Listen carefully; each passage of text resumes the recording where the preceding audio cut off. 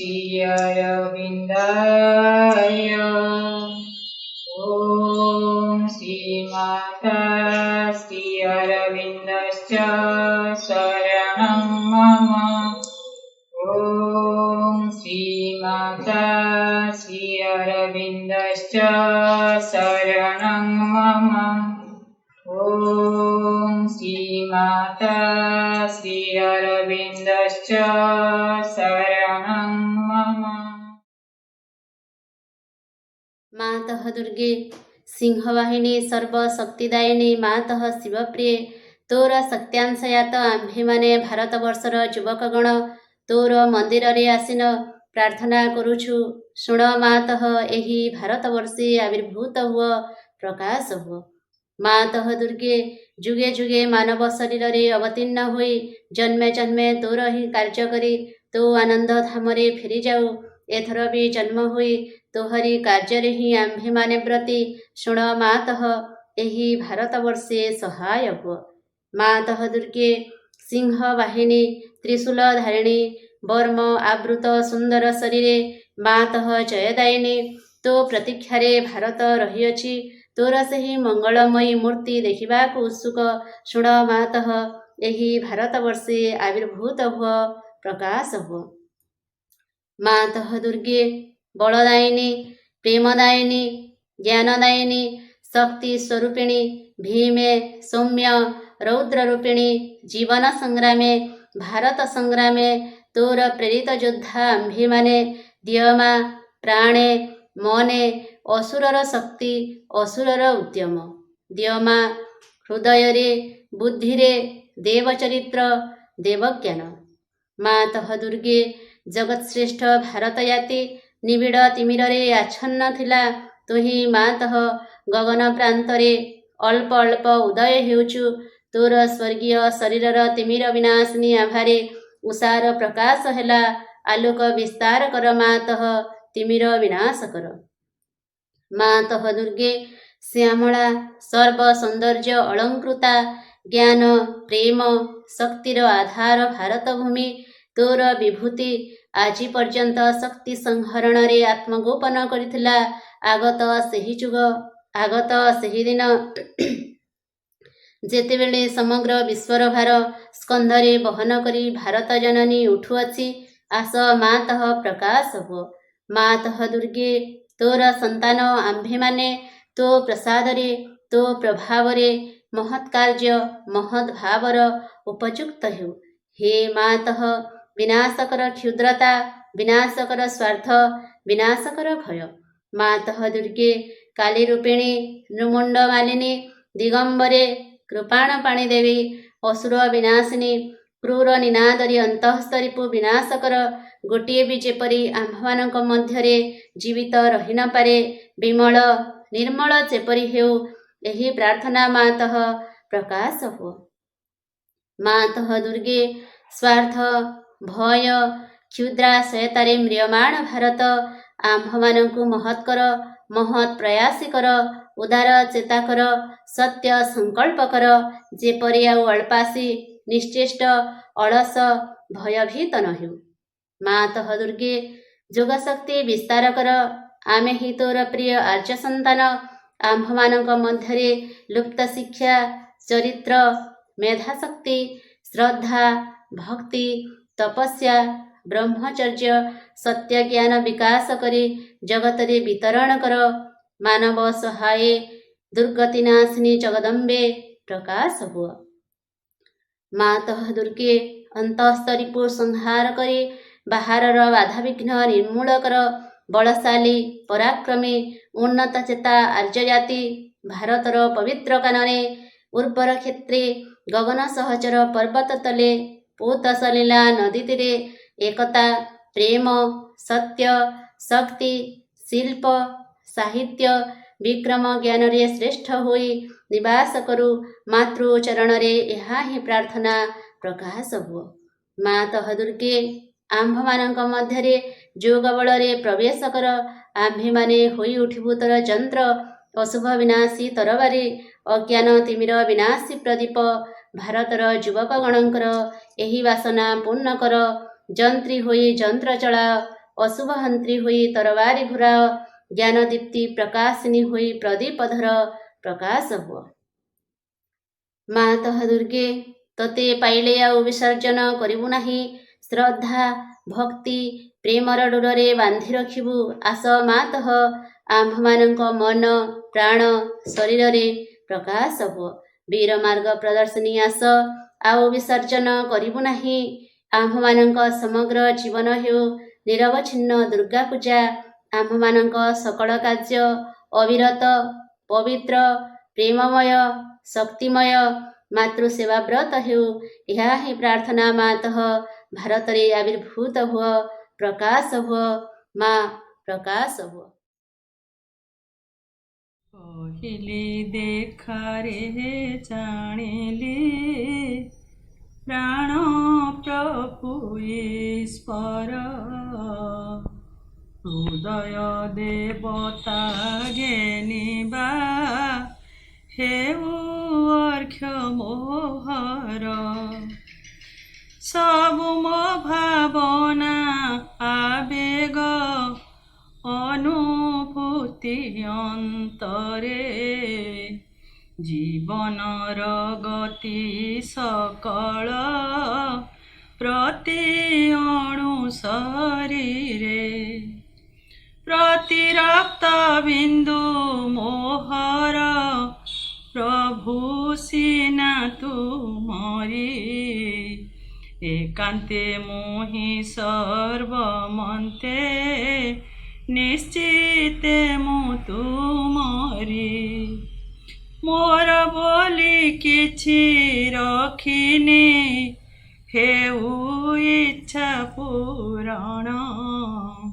ଯାହା ବାଛି ଦେବ ମୋ ପାଇଁ, ଜୀବନ ବା ମରଣ।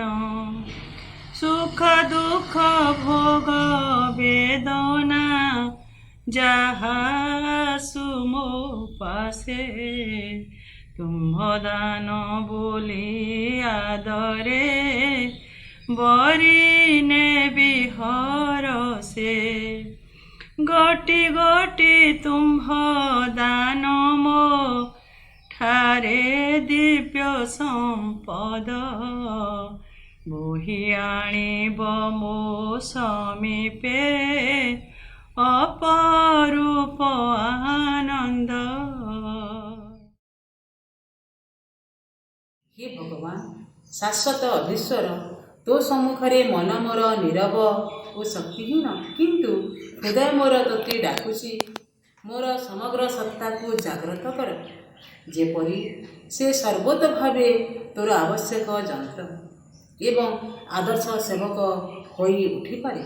ହେ ଭଗବାନ, ମୁଁ ଯଦି ତୁ ହିଁ ହୋଇଯାଆନ୍ତି, ଅନନ୍ତ ଭାବେ ସକଳ ବସ୍ତୁ ମଧ୍ୟରେ ସର୍ବତ୍ର ସର୍ବଦା ଚରମ ନୀରବତା ଓ ଚରମ ଗତି ମଧ୍ୟରେ ବି ଯଦି ହୋଇଯାଆନ୍ତି କେବଳ ସେହି ଏକ, ଯିଏ ସକଳଙ୍କୁ ଧାରଣ କରେ, ସକଳେ ଯାହାକୁ ଧାରଣ କରନ୍ତି, ଯେ ସମସ୍ତ ବନ୍ଧନ ଓ ସମସ୍ତ ଅନ୍ଧତାରୁ ମୁକ୍ତ। ହେ ପରମ ବିଜୟୀ, ସକଳ ବାଧା ଜୟ କର। ଯଦି ଜୀବନ ପଥରେ ସକଳ ଭୟ ସଙ୍କଟ ଏବଂ ସର୍ବନାଶ ବିରୁଦ୍ଧରେ କବଚାବୃତ ହୋଇ ଚାଲିବାକୁ ଚାହଁ, ତେବେ କେବଳ ଦୁଇଟି ଜିନିଷ ପ୍ରୟୋଜନ। ସେ ଦୁଇଟି ସର୍ବଦା ଏକ ସଙ୍ଗେ ରହେ। ପ୍ରଥମଟି ହେଲା ମା ଭଗବତୀଙ୍କ କରୁଣା, ଆଉ ଦ୍ୱିତୀୟଟି ହେଲା ତୁମ ଆଡ଼ୁ ଶ୍ରଦ୍ଧା ନିଷ୍ଠା ସମର୍ପଣରେ ଗଠିତ ତୁମର ଅନ୍ତଃକରଣ। ତୁମର ଶ୍ରଦ୍ଧା ହେବା ଉଚିତ ଶୁଦ୍ଧ ସରଳ ଏବଂ ପୂର୍ଣ୍ଣ। ମନ ଓ ପ୍ରାଣର ଅହମାତ୍ମକ ଶ୍ରଦ୍ଧା, ଯେଉଁ ଶ୍ରଦ୍ଧାକୁ ଉଚ୍ଚାଭିଳାଷ ଗର୍ବ ଆତ୍ମାଭିମାନ ମନର ଦମ୍ଭ ସ୍ୱେଚ୍ଛାଚାରିତା ବ୍ୟକ୍ତିଗତ ଦାବି ନିମ୍ନ ପ୍ରକୃତିର ସକଲ ତୁଚ୍ଛ ତୃପ୍ତିର କାମନା କଲୁଷିତ କରି ରଖିଛି, ସେ ଶ୍ରଦ୍ଧାର ଅନୁନ୍ନତ ଧୂମାଚ୍ଛନ୍ନ ଶିଖା ସ୍ୱର୍ଲୋକ ଦିଗରେ ଊର୍ଦ୍ଧ୍ୱକୁ ପ୍ରଜ୍ୱଲିତ ହୋଇଉଠେ ନାହିଁ। ମନେ ରଖ, ଭାଗବତ କର୍ମ ଓ ଭାଗବତ ଅଭିବ୍ୟକ୍ତିରେ ସାହାଯ୍ୟ ନିମିତ୍ତ ତୁମକୁ ତୁମର ଜୀବନ ଦିଆହୋଇଛି। ଆଉ କିଛି ଆକାଂକ୍ଷା କର ନାହିଁ। କେବଳ ଦିବ୍ୟ ଚେତନାର ବିଶୁଦ୍ଧି, ଶକ୍ତି, ଜ୍ୟୋତି, ପ୍ରସାରତା, ପ୍ରଶାନ୍ତି, ଆନନ୍ଦ ସକାଶେ ଆକାଂକ୍ଷା କର। ଯେପରି ସେହି ଚେତନା ତୁମ ମନ, ପ୍ରାଣ, ଦେହକୁ ରୂପାନ୍ତରିତ ଓ ସର୍ବାଙ୍ଗ ସୁନ୍ଦର କରି ଗଢ଼ିବା ନିମିତ୍ତ ସତତ ସଚେଷ୍ଟ ହୋଇ ଉଠିବ। ଆଉ କିଛି ଚାହଁ ନାହିଁ। କେବଳ ପୃଥିବୀ ଉପରେ ତୁମ ମଧ୍ୟରେ ଯେଉଁମାନେ ଅଧିକାର ପାଇଛନ୍ତି, ଯେଉଁମାନଙ୍କୁ ଗ୍ରହଣ କରାହୋଇଛି, ସେମାନଙ୍କ ମଧ୍ୟରେ ଭାଗବତ, ଆଧ୍ୟାତ୍ମିକ, ଅତିମାନସ ସତ୍ୟ ଓ ତାହାର ବାସ୍ତବ ସିଦ୍ଧିକୁ ଚାହଁ ଏବଂ ଚାହଁ ସେହି ଅବସ୍ଥା ଓ ବ୍ୟବସ୍ଥା ଯାହାର ଆନୁକୂଲ୍ୟରେ ହେବ ଏହି ସତ୍ୟର ସୃଷ୍ଟି ଏବଂ ସକଳ ବିରୋଧୀ ଶକ୍ତି ଉପରେ ପୂର୍ଣ୍ଣ ବିଜୟ। ତୁମର ଆନ୍ତରିକତା ଓ ତୁମର ସମର୍ପଣ ହେଉ ଯଥାର୍ଥ ଏବଂ ସମ୍ପୂର୍ଣ୍ଣ। ଯେବେ ତୁମକୁ ନିଜକୁ ଦେଇଦେବାକୁ ହୁଏ, ତେବେ ନିଃଶେଷରେ ଦେଇଦିଅ। କୌଣସି ଦାବୀ, କୌଣସି ସର୍ତ୍ତ, କୌଣସି କୁଣ୍ଠିତ ଭାବ ରଖ ନାହିଁ, ଯଦ୍ୱାରା ତୁମର ସକଳ ବସ୍ତୁ ଦିବ୍ୟଜନନୀଙ୍କର ହୋଇଯିବ। ଅହଙ୍କାର ପାଇଁ ଅଥବା ଅନ୍ୟ କୌଣସି ଶକ୍ତିକୁ ଦେବା ସକାଶେ ଯେପରି ଆଉ କିଛି ଅବଶିଷ୍ଟ ନଥିବ। ତୁମର ଶ୍ରଦ୍ଧା, ତୁମର ଆନ୍ତରିକତା ଓ ସମର୍ପଣ ଯେତେ ପୂର୍ଣ୍ଣତର ହେବ, ମାଙ୍କର କରୁଣା ଓ ଅଭୟ ସେତେ ହିଁ ଘେରି ରହିବ। ଯଦି ମା ଭଗବତୀଙ୍କର କରୁଣା ଓ ଅଭୟ ତୁମ ସଙ୍ଗେ ରହିଛି, ତେବେ ଆଉ ଏପରି କ'ଣ ଅଛି ଯାହା ତୁମକୁ ସ୍ପର୍ଶ କରିବ ବା ଆଉ କାହାକୁ ତୁମେ ଭୟ କରିବ? ଏହି କୃପାରୁ ଅଳ୍ପ ଟିକେ ବି ତୁମକୁ ସକଳ ବାଧା, ବିପତ୍ତି ଓ ସଙ୍କଟରୁ ପାର କରିଦେବ। ତାଙ୍କର ପୂର୍ଣ୍ଣ ଉପସ୍ଥିତି ଯଦି ତୁମକୁ ଆବୃତ କରି ରଖେ, ତେବେ ନିରାପଦରେ ତୁମ ପଥରେ ତୁମେ ଚାଲିଯାଇପାରିବ, କାରଣ ସେ ପଥ ହେଲା ମାଙ୍କର। ଏ ଜଗତରେ ହେଉ ବା ଅଦୃଶ୍ୟ ଜଗତ ସମୂହରେ ହେଉ, କୌଣସି ଶତ୍ରୁ ଶକ୍ତି, ତାହା ଯେତେ ଶକ୍ତିଶାଳୀ ହେଉନା କାହିଁକି, ତୁମକୁ ସ୍ପର୍ଶ କରିପାରିବ ନାହିଁ। କୌଣସି ବିଭୀଷିକା ତୁମ ଚିନ୍ତାର କାରଣ ହୋଇପାରିବ ନାହିଁ। ଏହି କରୁଣାରୁ ଦୁର୍ବଳତା ଅମୋଘ ସାମର୍ଥ୍ୟରେ ପରିଣତ ହୁଏ, କାରଣ ଦିବ୍ୟଜନନୀଙ୍କର ଅନୁକମ୍ପା ହେଲା ପରମେଶ୍ୱରଙ୍କର ଅନୁମତି। ଏବେ ହେଉ ବା ପରେ ହେଉ, ତାହାର ଫଳ ସୁନିଶ୍ଚିତ, ପୂର୍ବ ନିର୍ଦ୍ଦିଷ୍ଟ, ଅବଶ୍ୟମ୍ଭାବୀ ଓ ଅନିବାର୍ଯ୍ୟ। ବନ୍ଦେ ମାତରମ୍। କରୁଣାମୟୀ ମା ପରମ ପ୍ରଭୁ ଶ୍ରୀ ଅରବିନ୍ଦ, ବରଗଡ଼ ଜିଲ୍ଲା ଶ୍ରୀ ଅରବିନ୍ଦ ପାଠଚକ୍ର ସଂଗଠନ ଆନୁକୂଲ୍ୟରେ ଶ୍ରୀ ଅରବିନ୍ଦ ମହିଳା ପାଠଚକ୍ରର ଦ୍ୱାବିଂଶତମ ମହିଳା ପାଠଚକ୍ର ସମ୍ମିଳନୀ ଆଜି ଅନୁଷ୍ଠିତ ହେଉଛି। ସାମ୍ପ୍ରତିକ ପରିସ୍ଥିତିରେ ଏବେର ଯେଉଁ ପରିସ୍ଥିତି ଉପୁଜିଛି, ସେହି ପରିସ୍ଥିତିରେ କୌଣସି କାର୍ଯ୍ୟକ୍ରମ କରିବାଟା ସମ୍ଭବପର ହେଉନଥିଲା। ସରକାରୀ କଟକଣା ଆମ ପାଇଁ ଥିଲା। ସେ ସରକାରୀ କଟକଣାକୁ ଆଖି ଆଗରେ ରଖି ସମସ୍ତେ କୌଣସି ସମୟରେ ଆମେ ଘରୁ ବାହାରୁ ପାରିନଥିଲୁ ଏବଂ ଏହି ଯେଉଁ ଘରୁ ବାହାରି ପାରୁତ ଆମେ ନଥିଲୁ ଏବଂ ସେଇଥିରେ କୌଣସି କାର୍ଯ୍ୟକ୍ରମ କରିବା ମଧ୍ୟ ସମ୍ଭବପର ହେଉନଥିଲା। ତ ସମସ୍ତଙ୍କ ଭିତରେ ବି ମଧ୍ୟ ଚିନ୍ତା ଥିଲା ଯେ ଆଗାମୀ କାର୍ଯ୍ୟକ୍ରମ ଗୁଡ଼ିକ ଆମେ କେଉଁଭଳି ଭାବରେ କରିବୁ। କିନ୍ତୁ ଯେତେବେଳେ ଜୁଲାଇ କର୍ମୀ ସମ୍ମିଳନୀ, ଜୁଲାଇଟା ହେଉଛି ଆମର କର୍ମୀ ସମ୍ମିଳନୀର ମାସ, ଯେତେବେଳେ ସେ କର୍ମୀ ସମ୍ମିଳନୀର ମାସ ଆସିଲା, ଆମର ରାଜ୍ୟ ସଂଗଠନ ତରଫରୁ କାର୍ଯ୍ୟକ୍ରମଟି ଅନୁଷ୍ଠିତ ହେଲା, ଯେଉଁଟାକି ଆମେ କର୍ମୀ ସମ୍ମିଳନୀ ଆମେ କହୁଛେ। ଏବଂ ସେହି କର୍ମୀ ସମ୍ମିଳନୀ ଏଭଳି ଭାବରେ ଅନୁଷ୍ଠିତ ହେଲା, ଆମ ସମସ୍ତଙ୍କର ଆଶା ନଥିଲା ଯେ ଏଭଳି କାର୍ଯ୍ୟକ୍ରମଟେ ହେଇପାରିବ ଏବଂ ଏଥିରେ ସମଗ୍ର ରାଜ୍ୟ, ସେତେବେଳେ ଆମେ ଗୋଟେ ବରଗଡ଼ ଜିଲ୍ଲା ଭିତରେ ପ୍ରତ୍ୟେକ ଜିଲ୍ଲାରେ କାର୍ଯ୍ୟକ୍ରମ ଅନୁଷ୍ଠିତ ହେଉଥିଲା, କିନ୍ତୁ ଯେତେବେଳେ ସେ କାର୍ଯ୍ୟକ୍ରମଟି ହେଲା, ସମଗ୍ର ରାଜ୍ୟବାସୀ ସେ କାର୍ଯ୍ୟକ୍ରମରେ ଯୋଗ ଦେଇପାରିଲେ। ସମସ୍ତଙ୍କ ପ୍ରତ୍ୟେକ ଜିଲ୍ଲାର କାର୍ଯ୍ୟକ୍ରମ ବିଷୟରେ ମଧ୍ୟ ସେମାନେ ଜାଣିପାରିଲେ। ତ ଯେତେବେଳେ ସେହି କାର୍ଯ୍ୟକ୍ରମଟି ଆମେ ସମସ୍ତେ ଦେଖିଲୁ, ତ ସେହି କାର୍ଯ୍ୟକ୍ରମଟି ଦେଖି ସାରିଲା ପରେ ଆମ ଭିତରେ ଗୋଟେ ସମ୍ଭାବନା ଗୋଟେ ଆସିଲା ଯେ ନାଇଁ, ଏ କାର୍ଯ୍ୟକ୍ରମଟି ଏମିତି ବି ହେଇପାରେ।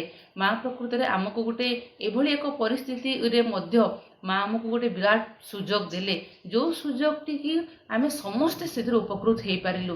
ଖାଲି ବରଗଡ଼ ଜିଲ୍ଲା ଭିତରେ ନୁହେଁ, समग्र राज्यवासी मध्य समस्ते समस्तଙ୍କର କାର୍ଯ୍ୟକ୍ରମରେ ଆମେ ଅଂଶଗ୍ରହଣ କରିପାରିଲେ ଗୋଟେ ବିସ୍ତାରିତ ଦିଗ ତାର ଖୋଲିଗଲା। ତ ଏହି କାର୍ଯ୍ୟକ୍ରମଟିକୁ ଦେଖି ସାରିବା ପରେ ଆମେ ମଧ୍ୟ ବରଗଡ଼ ଜିଲ୍ଲାର ଧାର୍ଯ୍ୟ କଲୁ ଯେ ଆମେ ମଧ୍ୟ ଆଗାମୀ କାର୍ଯ୍ୟକ୍ରମ ଗୁଡ଼ିକ ମଧ୍ୟ ଆମେ କରିପାରିବୁ, ଆମ ଭିତରେ ମଧ୍ୟ ଆଶା ଉପଜିଲା।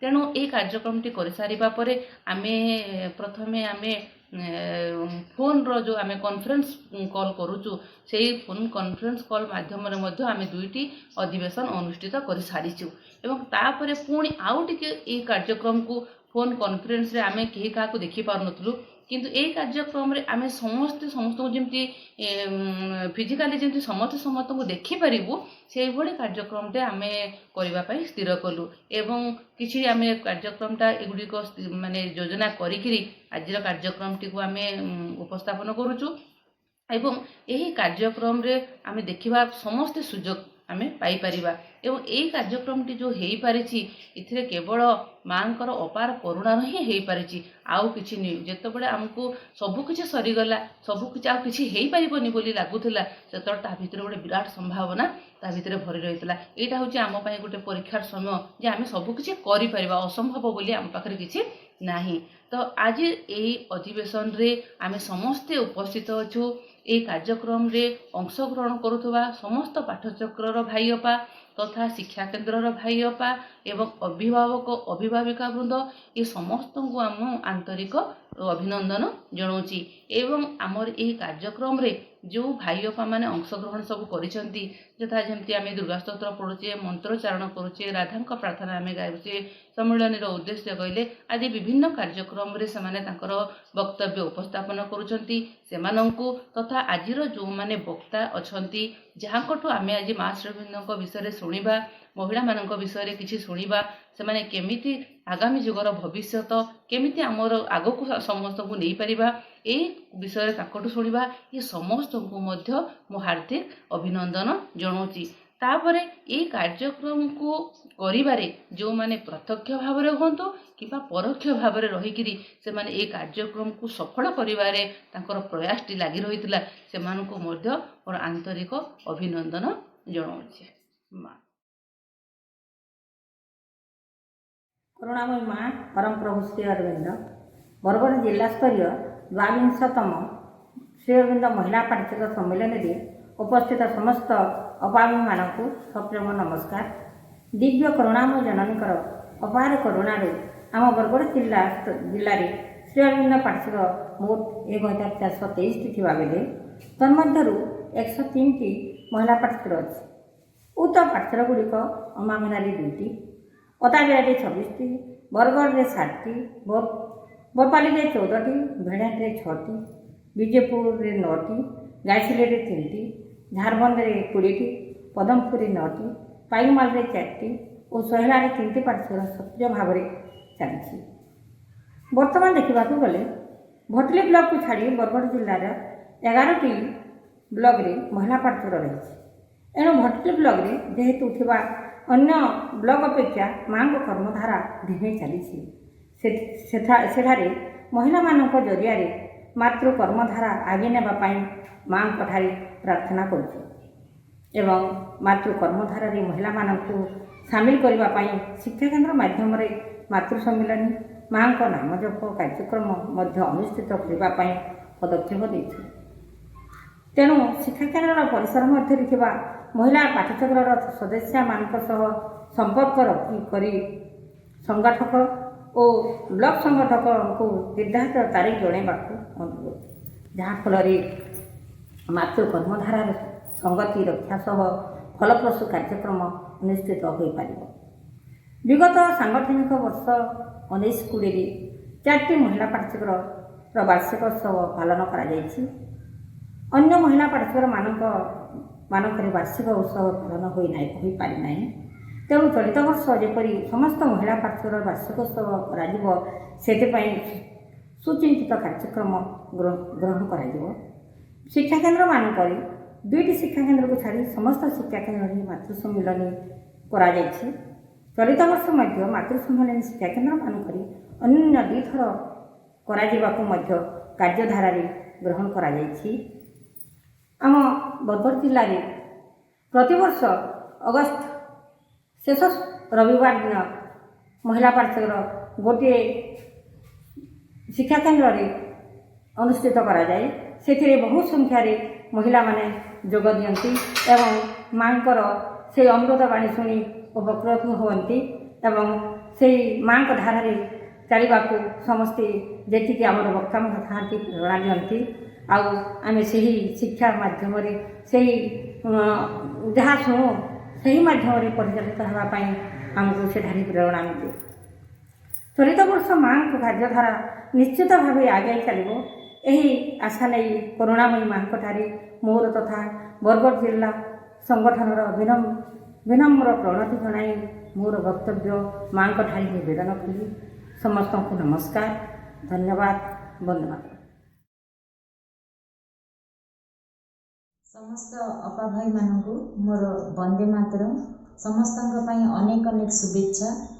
आज आम समस्ते बरगढ़ जिलार महिला पाठचक्र एकत्रित होइछु।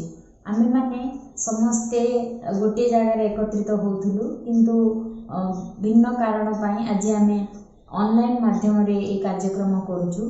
मते महिला पाठचक्र उद्देश्य विषय कहया पई कुहाइछि। महिला पाठचक्र माने एक सत्संग, सत् माने ट्रुथ, संग माने कलेक्शन। कलेक्टिवली जेतेबेले आमे सत्य को क्लीन करी धरू बा सत्य को आधार करके आमे कोनोसी काम करू, समस्तंकर आस्पृहा एक हुए, सेतेबेले कोनोसी भी जेकोनोसी उच्चतर शक्ति उपरु अवतरण करुथाए ताकू आमे समस्ते ग्रहण करिबारे समस्ते एका संगे ग्रहण करिबारे समर्थ हे उठु। महिला माने एक प्रकार भावप्रवण, समस्त महिला माने भावप्रवण होइथिबारु सेमानक भितर को भगवत शक्तिर अवतरण खूब शीघ्र होइଥାଏ एवं सेमाने ताकू मानि नै थाନ୍ତି। कुहा जाए चैत्य शक्ति चैत्य सत्ता भावप्रवणता केन्द्रर ठीक पछपटे थाए। एणु महिला माने जेतेबेले कोनोसी सत् कार्य आगकू उठंती सेतेबेले तांकू घेरी रहिथिबा परिवार समस्त सदस्य से मुखरे यात्रा करिथांती। आमे जेतेबेले माँ को कथा गोटे महिला को शिखौ बा से शिखे बा जे जाने सेतेबेले तार आचरण एवं कार्यावली अनुसार परिवार समस्ते से माँ को प्रति से माने उन्मुक्त हुअन्ति। कहीं माँटे पिला को जहाँ सिखाए बा जो उदाहरण से निज पाई सृष्टि करे से उदाहरण से पिला पाखरे पाई थाए। महिला पाठचक्र जेतेबेले हुए सेतेबेले गोटे गाँव रे स्कूल रो समस्त अपा भाई गाँव रो समस्त महिला माने पाठचक्र को आसुथांतु बा न आसुथांतु सामग्रिक भावे वर्षक थरे से माने एकत्रित हुअन्ति एवं ए जो कलेक्टिव साधना ए जो पाठचक्र समस्ते जो भिन्न जगार आसिकरी गोटे आस्पृहारे आमे समस्ते केन्द्रित होइथाउ ताकू गोटे चार्जर परिका से माने चार्ज होइकरी जांती एवं माँ श्री अरविंदर धारा रे माँ श्री अरविंदर कथा को लेकरी परिवार को जाती एवं सेठी माँ श्री अरविंदर को घरर मालिक भावी जो कामटी करती सेटा परिवार समस्तों पई ग्रहणशील होता है। महिला पाठचक्र करिवार आउ गोटे सर्वोत्तम उद्देश्य है जो मैंने आम माँ श्री अरविंदर को जीवन आधार कर धरीचु माँ को भल पाऊछु आमे माँ श्री अरविंदर लिखिथिबा कहिथिबा जो ग्रंथावली अच्छी ताकू आमे पढ़िबा दरकार एवं ताकू निज जीवन रे आचरण करबा दरकार एवं महिला पाठचक्र द्वारा माँ श्री अरविंदर जो सत्य पृथ्वी अवतरण करिछि कार्यकारी होछि ताकू नेइकरी समस्ते निज जीवन रे अनुभूति सहित ताकू आगकू नबा दरकार। आज पई समस्तक पई अनेक शुभेच्छा। कुनी कुनी पिलांक पई मोर अनेक श्रद्धा शुभेच्छा आशा। ये जो महामारी समय रे समस्ते सचेतन हो निजे टिके उच्चतर चेतना को उठी जाए समस्तंक पई आमे प्रार्थना करिबा। सर्वे भवन्तु सुखिनो सर्वे सन्तु निरामया सर्वे भद्राणि पश्यन्तु माँ कश्चित् दुःखभाग् भवेत्। यही प्रार्थनाटी आमे करिबा समस्तंक पई मेकानिकाली हो पछे आमे तो प्रार्थना निज पई करिबा परिवार पई करिबा एवं ये सामूहिक प्रार्थना रे जदि जने टिके भी माँ को प्रति उन्मुक्त थाए कलेक्टिवली यार इफेक्ट बहुत बेसी पड़िबो एवं आशा ये महामारी रो माँ हमको शीघ्र रक्षा करिवे उद्धार करिवे। समस्तंक पई अनेक अनेक शुभेच्छा। धन्यवाद। करुणामयी माँ परम प्रभु श्री अरविंद बरगढ़ जिला स्तरीय महिला पाठचक्र ऑनलाइन कार्यक्रम रे योगदान करिथिबा समस्त अपा भाई मानकु मोर वंदे मातरम। आजिर आलोच्य विषय रही जुग परिवर्तन रे नारी मानकर भूमिका। एथिरे उपक्रम उपस्थापन करिवा पई मते दायित्व दिया जायछि, तेणुकरी माँ निकटरे मु कृतज्ञता ज्ञापन करुछि। परिवर्तन हेउछि सृष्टिर नियम। समयक्रमे पृथ्वी पृष्ठरे सत्य, त्रेता, द्वापर और कली एहीपरि भावरे चारोटी जुग गोटिए पर गोटिए परिवर्तन हो चली। वर्तमान घोर कलिजुगर समय एवं जुग संधिर समय उपस्थित होइछि। समग्र मानव जाति तथा पृथ्वी एक विवर्तनगत संकट दे गति करुअछि। ठीक यही समय रे परम प्रभु श्री अरविंद एवं परमा दिव्य जननी श्री माँ जुग्मावतार भावे पृथ्वी पृष्ठरे अवतरी आसिछन्ति। श्री अरविंद तांकर महाकाव्य सावित्री रे लिखिछन्ति, to bring God down to world on earth he came to change the earthly life into life divine. आनिबाकू भगवान मर्त्यभूमे आगमन आम पृथ्वी रे करिबाकू रूपांतर पार्थिव जीवन देव जीवन रे। श्री अरविंदଙ୍କ ଯୋଗର मूल लक्ष्य है अभूतपूर्व पार्थिव रूपांतर एवं यही रूपांतर साधित हो पारे मानव चेतनार रूपांतर रे।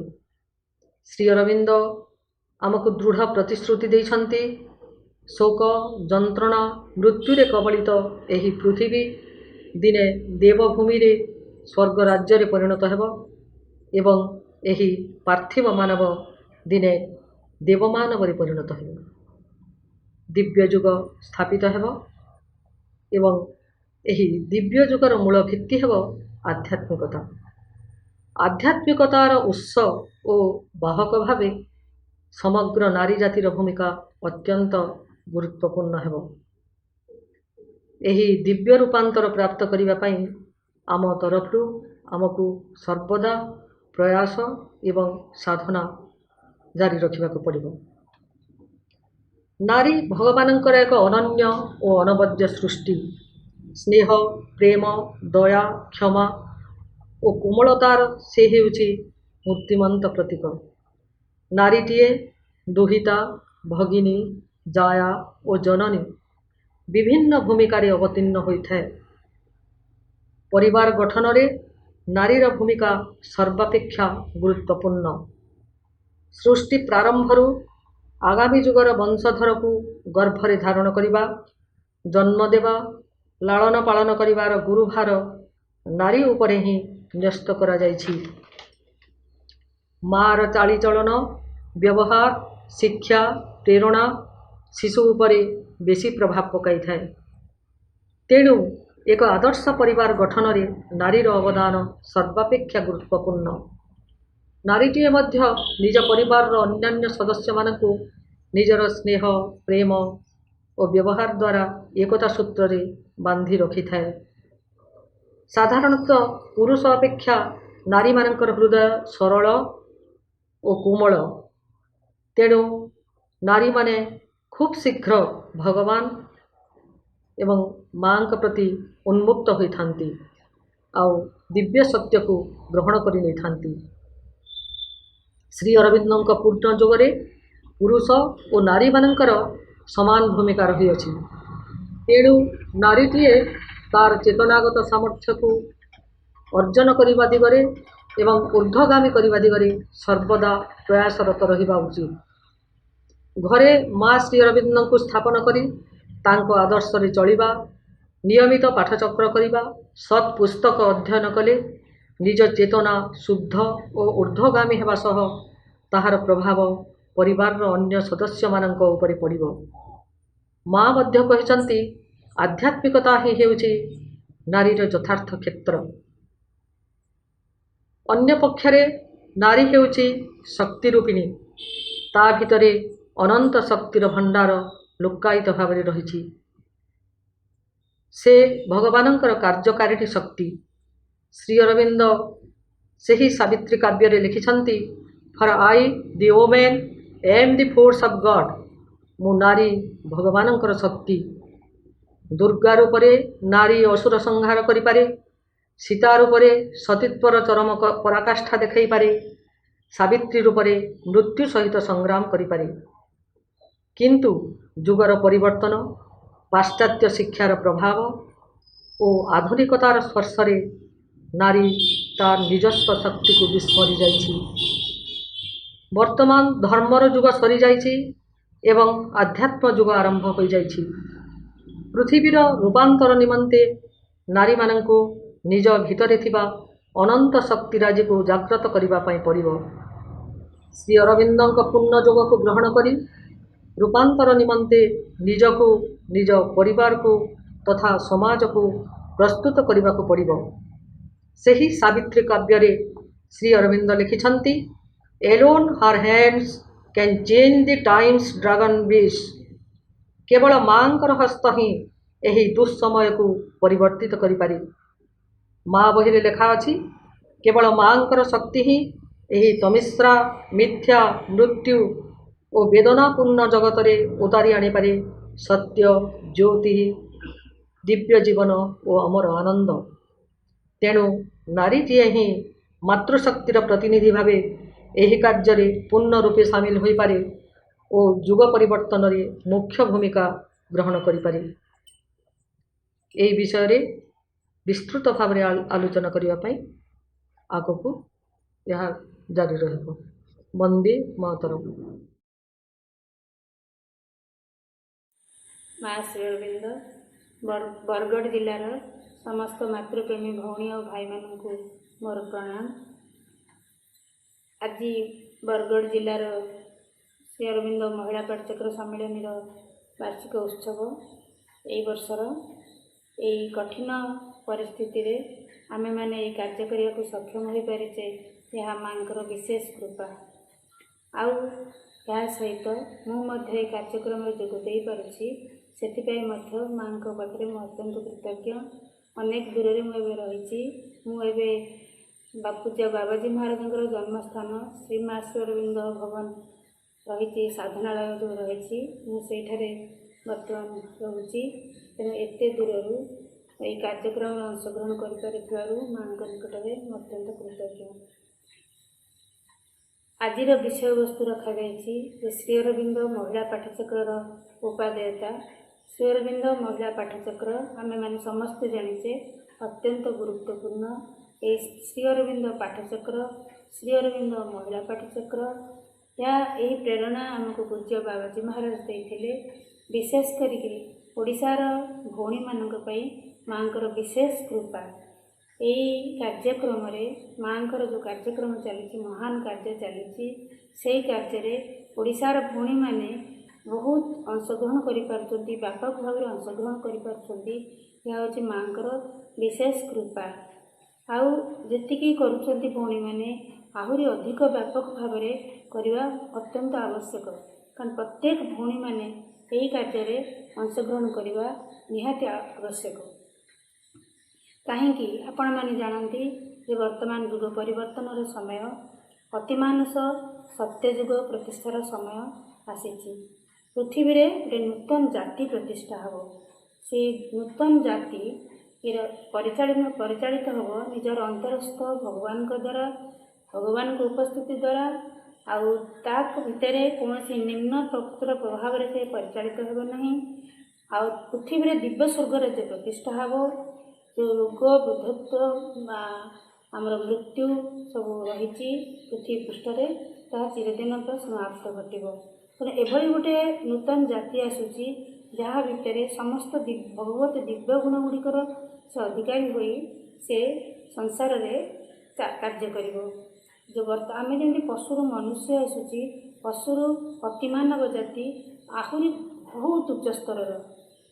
ସେଠାରେ ଆମେ ମଣିଷ ଯେଉଁ ସ୍ତରରେ ରହିଲେ, ଆମେମାନେ ଗୋଟେ ଅଲଗା ସ୍ତରରେ ଆସି ରହିଲେ। କିନ୍ତୁ ଯେତେବେଳେ ଅତିମାନବ ଜାତି ପ୍ରତିଷ୍ଠା ହୋଇଯିବ, ସେତେବେଳେ ଆମ ଅନ୍ତରରେ ଯେଉଁ ଚୈତ୍ୟ ସତ୍ତା ରହିଛନ୍ତି, ଅନ୍ତରାତ୍ମା ରହିଛନ୍ତି, ମାଆଙ୍କ ଉପସ୍ଥିତିରେ ଅଛନ୍ତି ସେ ଆମକୁ ପରିଚାଳିତ କରିବେ।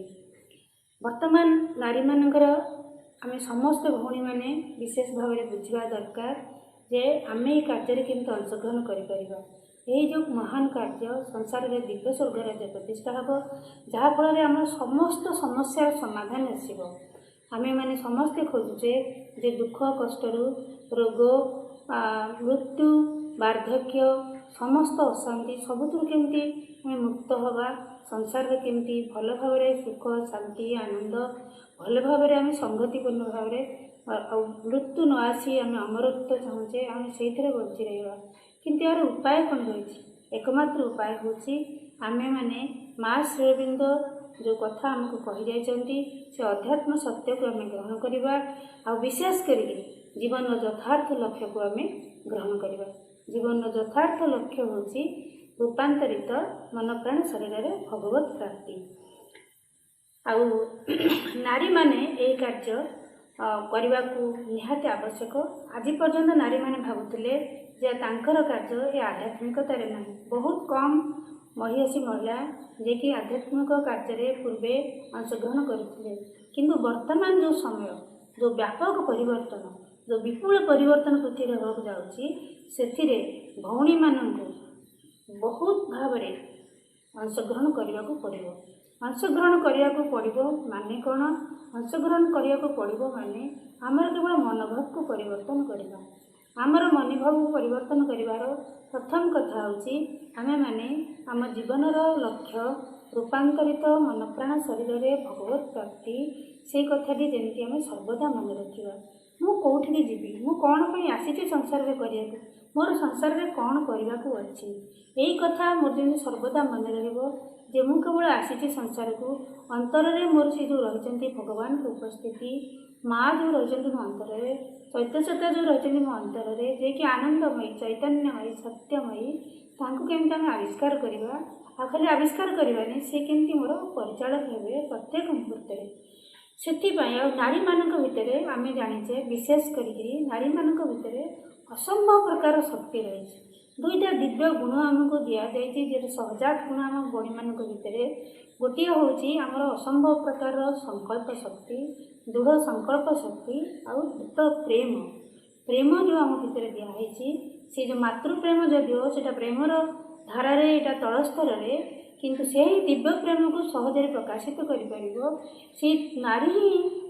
ତା ଭିତରେ ଯେଉଁ ଶକ୍ତି ରହିଛି, ସେଇ ଶକ୍ତିକୁ ଆମେ କେବଳ ଏହି କାର୍ଯ୍ୟରେ ଲଗେଇ ପାରିବା। ଆହୁରି କେମିତି ଆମେ ଭଗବାନଙ୍କର ପ୍ରକୃତ ସେବକ ହୋଇପାରିବା।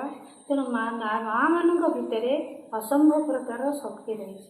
ଆମେ ସମସ୍ତେ ଜାଣିଛେ ମା'ମାନେ ହିଁ ଆଗାମୀ ପିଢ଼ିର ସନ୍ତାନମାନଙ୍କୁ ଜନ୍ମ ଦିଅନ୍ତି, ଆଗାମୀ ଜେନେରେସନ୍ମାନଙ୍କୁ ସେ ହିଁ ଗଢ଼ି ତୋଳନ୍ତି, ତାଙ୍କରି ଚେତନାର ପ୍ରଭାବ ତାଙ୍କ ଉପରେ ପଡ଼େ।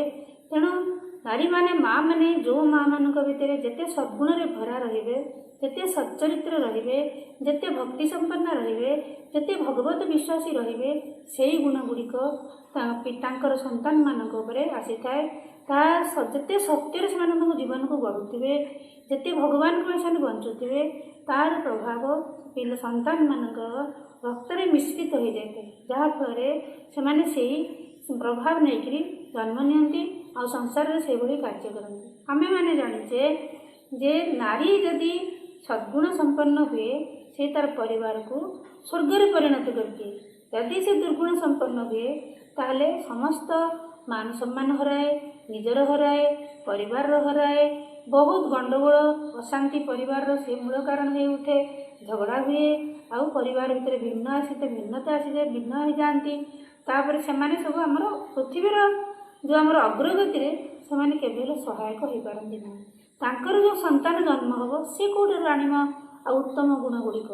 ତେଣୁ ଆମେ ସମସ୍ତେ ପିତାମାତା ହିସାବରେ ଆମେ ସମସ୍ତେ ଚାହେଁ ଆମ ସନ୍ତାନ ଖୁବ୍ ଭଲ ହେଉ, ପୃଥିବୀର ଅଗ୍ରଗତିରେ ସାହାଯ୍ୟ କରୁ, ଭଲ ମଣିଷ ହେଉ, ଆମମାନଙ୍କୁ ସେ ଶ୍ରଦ୍ଧା କରୁ, ଆମକୁ ଭବିଷ୍ୟତରେ ସେ ଦେଖୁ, ସଂସାର ପାଇଁ ସହଯୋଗୀ ହେଉ। କିନ୍ତୁ କିଭଳି ହେବ?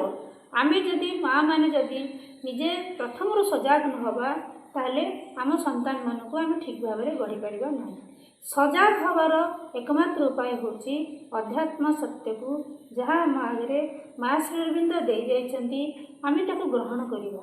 ଆମର କେବଳ ମନୋଭାବର ପରିବର୍ତ୍ତନ, एकमात्र मनोभावर परिवर्तन आम जहाँ मु पूर्वर कही जे आमर जीवनर यथार्थ लक्ष्य रूपांतरित मन प्राण शरीर में भगवत प्राप्ति से लक्ष्य को आम जो सर्वदा मन रही मान पूज्य बाबाजी महाराज अत्यंत सरल भाषा सरल उपाय सहज उपाय अव्यर्थ उपाय आम कही आम घरे आम समस्त विशेषकर निजर शोवा घरे माँ श्री अरविंद फोटो रखा फोटो को सब परिष्कार कपड़ा पोछि दबा यदि फूल आम पाखे अच्छी फूल दे माँ श्रीचरण में समर्पित करवा आउ गोटे गुरुत्वपूर्ण जिनस जे माँ को जाना जे आम परिवार सी हूँ मालिक मो स्वामी मालिक नुहे मो बापा मालिक नुहे मो पुओ मालिक नुहे कि मु मालिक नुहे आम घर मालिक यथार्थ मालिक भाव में जहाँ को आम तुम स्वामी मान को आम जमी विवाहित नारी मैंने स्वामी मान को मालिक बोली भावी था जो भाव में सम्मान दे था जमी बंचु था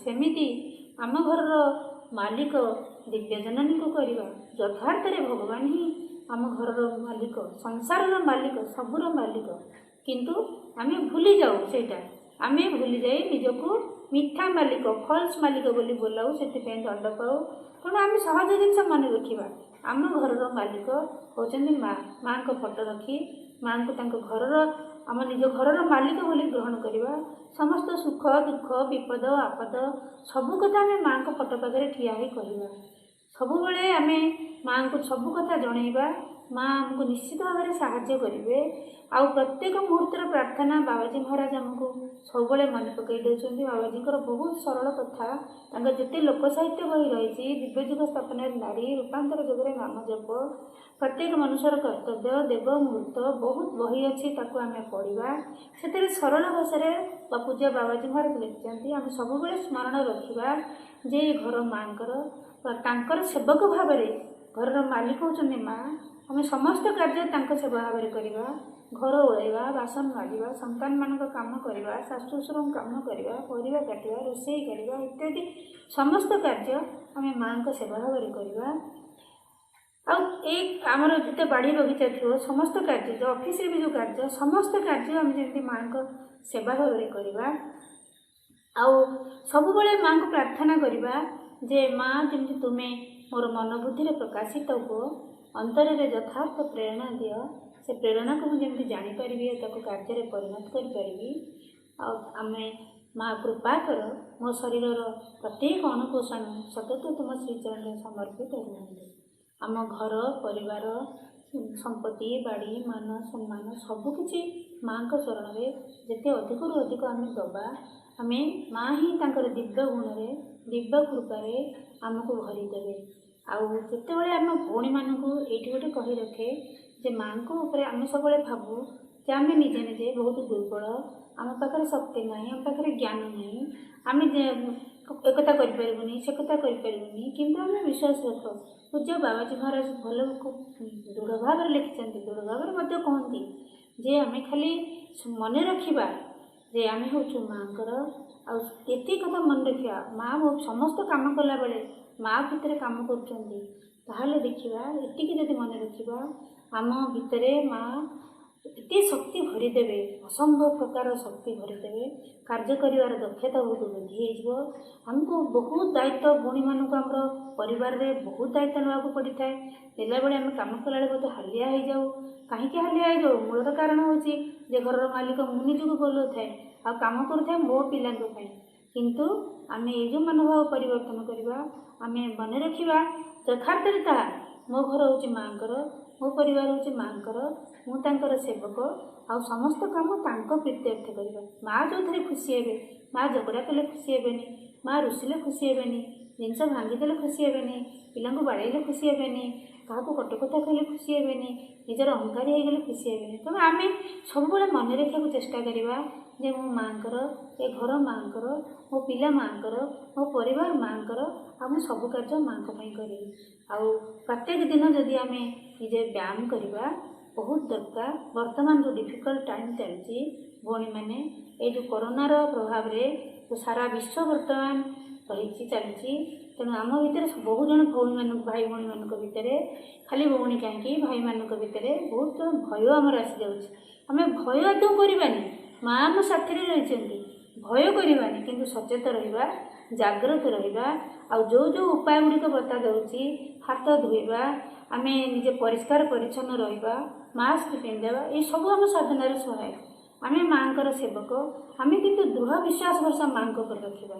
ମା ବହିର 3ୟ ଅଧ୍ୟାୟର ଶେଷ ପାରାଗ୍ରାଫ ସବୁବେଳେ ବାବାଜୀ ମହାରାଜ କହନ୍ତି, ସମସ୍ତେ ଘୁଷିକି ମନେ ରଖିବା, ଆମ ଓଡ଼ିଶାର ବହୁତ କୃପା ମାଙ୍କର। ପୂଜ୍ୟ ବାବାଜୀ ମହାରାଜଙ୍କ ଭଳିଆ ଜଣେ ବ୍ୟକ୍ତିତ୍ୱ, ସେ ଆମର ପ୍ରେରଣାଦାତା। ଏହି କାର୍ଯ୍ୟକ୍ରମ ଭିତରେ ସେ ଆମକୁ ସମସ୍ତଙ୍କୁ କହୁଥିଲେ, ମା ବହିର 3ୟ ଅଧ୍ୟାୟର ଶେଷ ପାରାଗ୍ରାଫକୁ ଆମେ ସବୁବେଳେ ଆବୃତ୍ତି ରଖିବା, ମନେ ରଖିବା। ବହୁତ ଭଉଣୀମାନେ, ଶହ ଶହ ଭଉଣୀମାନେ ଏକଥା ମନେ ରଖିଛନ୍ତି, ଆବୃତ୍ତି ମଧ୍ୟ କରୁଛନ୍ତି। ଆହୁରି ବହୁତ ଜଣଙ୍କ ପାଖରେ ଆମକୁ ପହଞ୍ଚାଇବାକୁ ପଡ଼ିବ।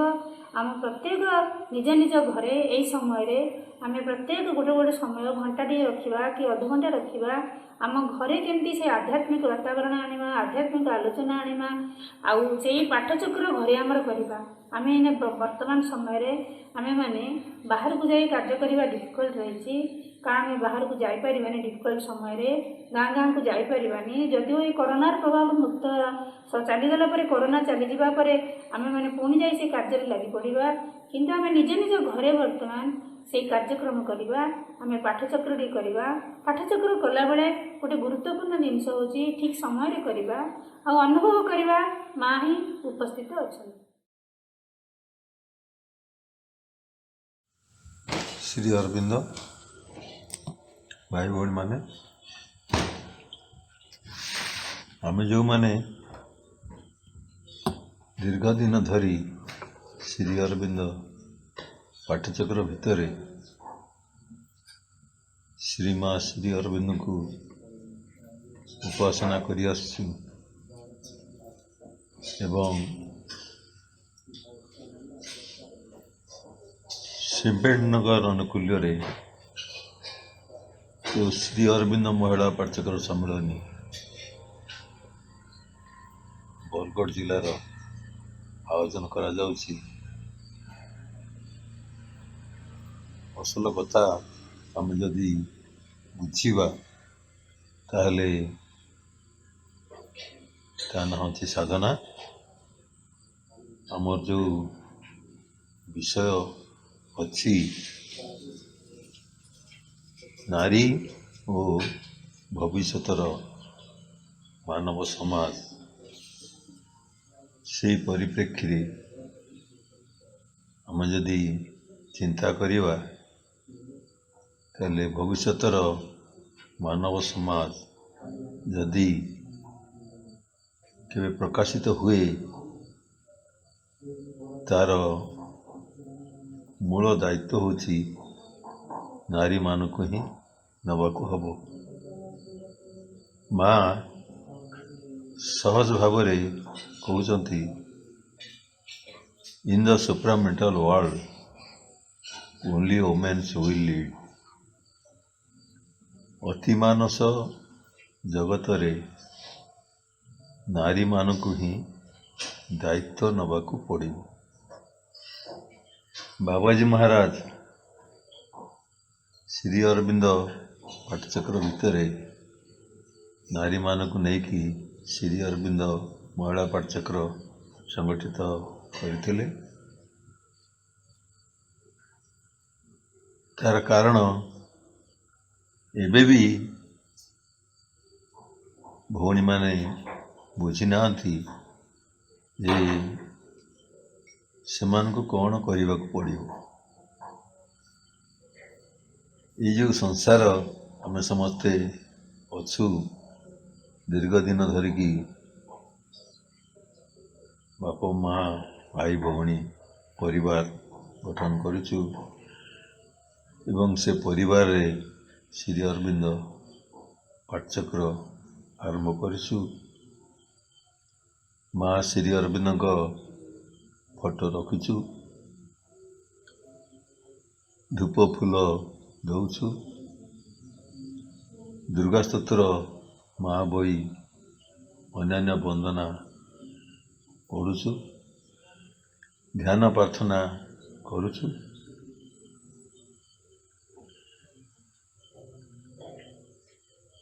ଏଇ କାମ କଲେ ଅତି ମାନସ ଯୁଗ ହେଇଯିବ କି? ତେଣୁ ଆମକୁ ବୁଝିବାକୁ ପଡ଼ିବ ଆହୁରି କୌଣସି କାର୍ଯ୍ୟ ଆମକୁ କରିବାକୁ ହେବ।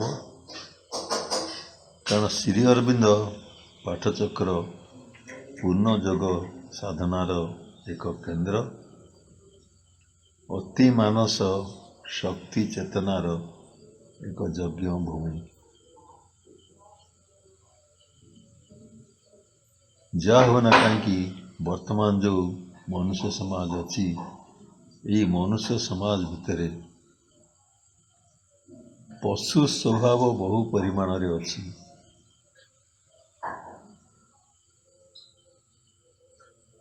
କାରଣ ଆଗରୁ ମଣିଷ ନଥିଲା, ପଶୁମାନେ ଥିଲେ, ପଶୁମାନେ ବି ନଥିଲେ, ଅସୁରମାନେ ଥିଲେ। ଦେବତା ଅସୁରମାନଙ୍କ ଭିତରେ ସଂଗ୍ରାମ ସୃଷ୍ଟିର ଆରମ୍ଭରୁ ଲାଗିଥିଲା। ତେଣୁ ସେ ଯେଉଁ ସଂଗ୍ରାମ, ତାର ପରିଣାମରେ ଭଗବାନ ଆସୁଥିଲେ, ଆସିକି ଅସୁରମାନଙ୍କୁ ମାରୁଥିଲେ। ତେଣୁ ସଂଗ୍ରାମର ଗୋଟିଏ ଶବ୍ଦ ଆମେ ଜାଣିଲେ, ତା ନାଁ ହେଉଛି ସଂହାର। ଯାହା ଲେଖା ହେଇଛି ପରିତ୍ରାଣାୟ ସାଧୁନାଂ ବିନାଶାଚ ଦୁଷ୍କୃତାଂ ଧର୍ମ ସଂସ୍ଥାପନାର୍ଥାୟ ସମ୍ଭବାମି ଯୁଗେ ଯୁଗେ। ଦୁଷ୍ଟ ଲୋକମାନଙ୍କୁ ସଂହାର କରିବା, ଶିଷ୍ଟ ଲୋକମାନଙ୍କୁ ସୁରକ୍ଷା ଦେବା, ଏକ ନୂତନ ଚେତନା ପ୍ରକାଶ କରିବା ଲାଗି ଭଗବାନ ଯୁଗେ ଯୁଗେ ଆସନ୍ତି। ଭଗବାନ ରାମଚନ୍ଦ୍ର, ଭଗବାନ ଶ୍ରୀକୃଷ୍ଣ, ବୁଦ୍ଧ, ଶ୍ରୀ ଚୈତନ୍ୟ, ବହୁ ମହାପୁରୁଷ ଆସିଛନ୍ତି।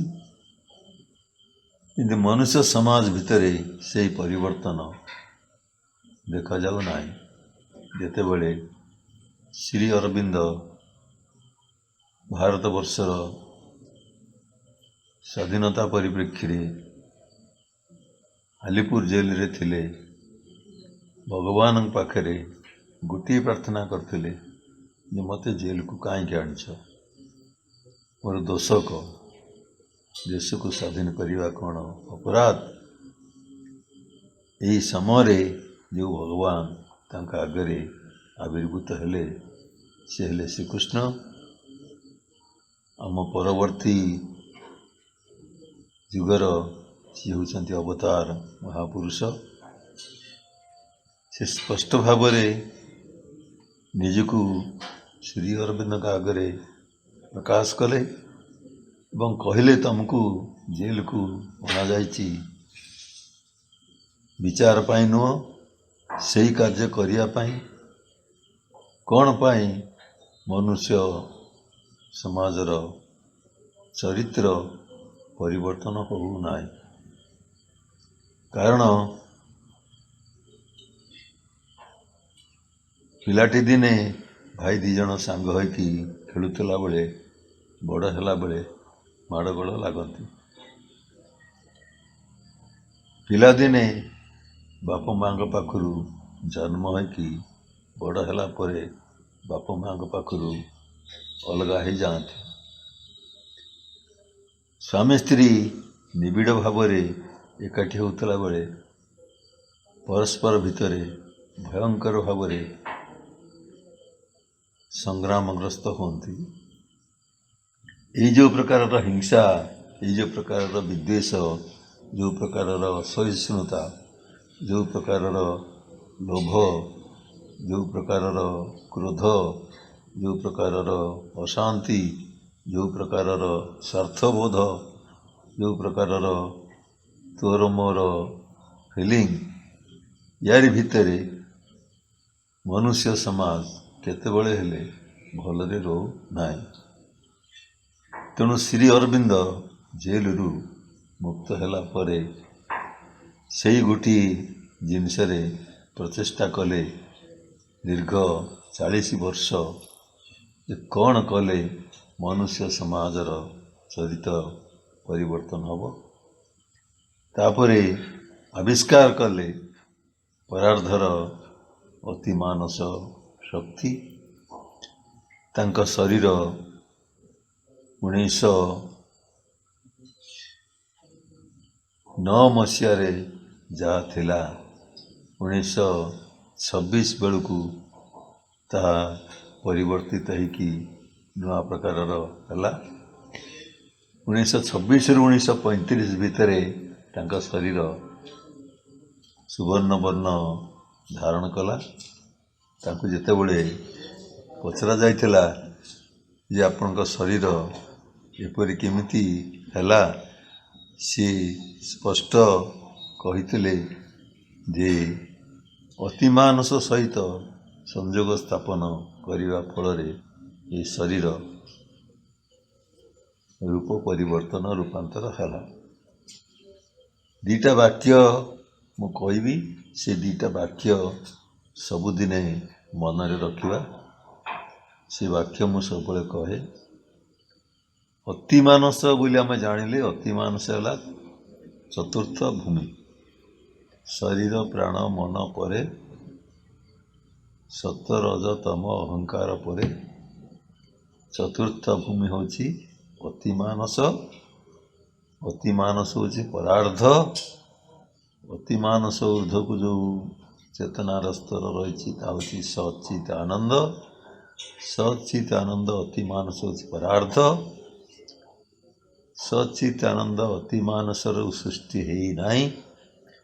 ତେଣୁ ପରାର୍ଦ୍ଧ ଜଗତରୁ ଅପରାର୍ଦ୍ଧ ଜଗତ ଭିତରକୁ ଅବତରଣ କରି ଆସିଲେ ଅହଙ୍କାର ସତ୍ଵ ରଜ ତମ ଗୁଣ ପ୍ରକାଶିତ ହେବ। ତାପରେ ସଂସାର ଭିତରେ ଆମେ ଯାହା ସୃଷ୍ଟି ଦେଖୁଛୁ, ପ୍ରତ୍ୟେକଙ୍କ ଭିତରେ, ଆପଣଙ୍କ ଭିତରେ, ମୋ ଭିତରେ ସେଇ ସତ୍ଵ ରଜ ତମ ଅହଙ୍କାର ଗୁଣ ଅଛି, କିନ୍ତୁ ଅତିମାନସରେ ନାହିଁ। ମା ଯେଉଁ କଥାକୁ କହୁଛନ୍ତି, ମୁଁ ସବୁଦିନେ ଅତିମାନସ ଜଗତରେ ଅତିମାନସ ଶରୀର ନେଇକି ଅଛି। ଏବଂ ଶ୍ରୀ ଅରବିନ୍ଦଙ୍କ ବାକ୍ୟ ହେଉଛି ଅତିମାନସ ଅପ୍ରତିହତ କର୍ତ୍ତୃତ୍ୱ ସ୍ଥାପନ କରିବ, ସକଳ ବାଧାକୁ ନିର୍ମୂଳ କରିବ। ଏଇ ଦୁଇଟି ବାକ୍ୟ ସବୁଦିନେ ଆମେ ମନେ ରଖିବା। ଅତିମାନସ ଅପ୍ରତିହତ କର୍ତ୍ତୃତ୍ୱ ସ୍ଥାପନ କରିବ, ତାମାନେ କୌଣସି ଗୋଳମାଳକୁ ଆଉ ପ୍ରଶ୍ରୟ ଦେବ ନାହିଁ। ଅତିମାନସ ସକଳ ବାଧାକୁ ନିର୍ମୂଳ କରିବ, ଯେତେ ଗୋଳମାଳ ଆସିଲେ ମଧ୍ୟ ତାର ସମାଧାନ କରିବ। ଏବଂ ସେ ଅତିମାନସ ଶକ୍ତି ହେଉଛନ୍ତି ସ୍ୱୟଂ ଶ୍ରୀ ମା। ଶ୍ରୀମା କହୁଛନ୍ତି, ମୁଁ ସବୁଦିନେ ଅତିମାନସ ଜଗତରେ ଅତିମାନସ ଶରୀର ନେଇକି ଅଛି। ମୁଁ ହେଉଛି ତୋର ଅନ୍ତରାତ୍ମା, ମୁଁ ହେଉଛି ତୋର ଚୈତ ସତ୍ତା। ଆମେ ବର୍ତ୍ତମାନ ଆମର ଅନ୍ତରାତ୍ମା, ଆମର ଚୈତ ସତ୍ତା ଭିତରକୁ ଯଦି ମସ୍ତିଷ୍କକୁ ନେବା, ଚିନ୍ତାଧାରାକୁ ନେବା, ଭାବନାକୁ ନେବା ଏବଂ ଆମକୁ ଆମେ କେନ୍ଦ୍ରୀଭୂତ କରିବା ଯେ ଆମ ଭିତରେ ଯେଉଁ ଚୈତ ସତ୍ତା ଅଛି ବା ଆମର ଯେଉଁ ଅନ୍ତରାତ୍ମା ଅଛି ସେ ହେଉଛି ଅତିମାନସ, ତାହେଲେ ତାର ପ୍ରଭାବ ଆମ ମନ ପ୍ରାଣ ଶରୀର ଉପରେ ପଡ଼ିବ। ଆମେ ଯଦି ଆମ ଅନ୍ତରାତ୍ମା ବା ଚୈତ ସତ୍ତା ସହିତ ସମ୍ପର୍କ ନ ରଖିକି ମା ଶ୍ରୀ ଅରବିନ୍ଦଙ୍କ ଫଟୋ, ଧୂପ ଦେବା, ଫୁଲ ଦେବା, ଦୁର୍ଗା ସ୍ତୋତ୍ର ପଢ଼ିବା, ମା ବହି ପଢ଼ିବା, ଯେଉଁ କାର୍ଯ୍ୟ ସବୁ କରୁଛୁ, ଏହି କାର୍ଯ୍ୟ ଲକ୍ଷ ଲକ୍ଷ ବର୍ଷ କଲେ ମଧ୍ୟ ତାହା କେବେ ହେଲେ ଚରିତ୍ର ଉପରେ ପ୍ରଭାବ ପକାଇବ ନାହିଁ। କାରଣ ଏଇ କାମ କରୁଛୁ, ପୁଣି ରାଗ ଆସୁଛି, ହିଂସା ଆସୁଛି, ଲୋଭ ଆସୁଛି, ବିଦ୍ୱେଷ ଆସୁଛି। କାରଣ ଏଇ କାର୍ଯ୍ୟକୁ ଆମକୁ କରିବାକୁ ପଡ଼ିବ। ଏଇ କାର୍ଯ୍ୟ ଅନ୍ତରୀକ୍ଷରେ ଶ୍ରୀ ଅରବିନ୍ଦ ଶ୍ରୀ ମା ଆମ ପାଇଁ କରୁଛନ୍ତି। ମା କହିଛନ୍ତି, if I will leave my body, my consciousness will remain with you. ମୁଁ ଯଦି ଶରୀର ତ୍ୟାଗ କରେ, ମୋ ଚେତନା ତୁମରି ସହିତ ରହିବ। ତେଣୁ ଯେଉଁ ଚେତନା ଏବଂ ଶ୍ରୀ ଅରବିନ୍ଦ ମଧ୍ୟ ଶରୀର ତ୍ୟାଗ କଲାବେଳେ କହିଛନ୍ତି, I have left this body purposely, I shall come again, not in this body but in a supramental body built in a supramental will. ଏହି ଶରୀରକୁ ମୁଁ ଇଚ୍ଛା କରିକି ଛାଡ଼ୁଛି, ଏହି ଶରୀରରେ ମୁଁ ଆଉ ଆସିବି ନାହିଁ। ଅତି ମାନସ ଧାରାରେ ତିଆରି ହୋଇଥିବା ଅତି ମାନସ ଶରୀର ନେଇକି ମୁଁ ଆସିବି। ତେଣୁ ସେ ଧାରା କେମିତି ତିଆରି କରିବା? ଶ୍ରୀ ଅରବିନ୍ଦଙ୍କର ଆଉ ଗୋଟେ ବାକ୍ୟ ମୁଁ କହିଲେ ସହଜରେ ବୁଝି ହେବ। ସେ କହୁଛନ୍ତି, animal is a laboratory in which nature has produced man. ଆମେ ଜାଣିଛନ୍ତି ଆଗରୁ ମଣିଷ ନଥିଲା, ପଶୁମାନେ ଥିଲେ। ତେଣୁ ପଶୁମାନେ ଥିଲେ ଯେତେବେଳେ ଚରିତ୍ର ଭିତରେ ପଶୁ ଚରିତ୍ର ଥିଲା। ମଣିଷ ଯେତେବେଳେ ସୃଷ୍ଟି ହେଲା, ପଶୁ ଭିତରୁ ଆସିଲା, ତା ଭିତରେ ପଶୁ ଚରିତ୍ର ଅଛି। ତେଣୁ animal is A laboratory in which nature, ଏଠି ହେଲା ଗୋଟେ ଶବ୍ଦ ହେଉଛି ପ୍ରକୃତି। ପଶୁକୁ ବୈଜ୍ଞାନଗାର ଭାବରେ ପ୍ରୟୋଗ କରି ପ୍ରକୃତି ମନୁଷ୍ୟ ତିଆରି କରିଛି। Man might be a laboratory in which superman will come out. ସେମିତି ଯେଉଁ ମଣିଷ, ସିଏ ବି ଗୋଟିଏ ଲାବୋରେଟରୀ ହେବ, ଯେଉଁଠୁ ଅତି ମାନବ ଜନ୍ମ ନେବ। ତେଣୁ ଶ୍ରୀ ଅରବିନ୍ଦ ପାଠଚକ୍ର ଭିତରେ ନାରୀମାନଙ୍କ ଭୂମିକା ହେଉଛି ଏଇ ଯେଉଁ କାର୍ଯ୍ୟ। ଅନେକ ସମୟରେ ଦେଖାଯାଏ ନାରୀମାନେ କହନ୍ତି, ଏଇଟା ଆମମାନଙ୍କର ଦାୟିତ୍ୱ।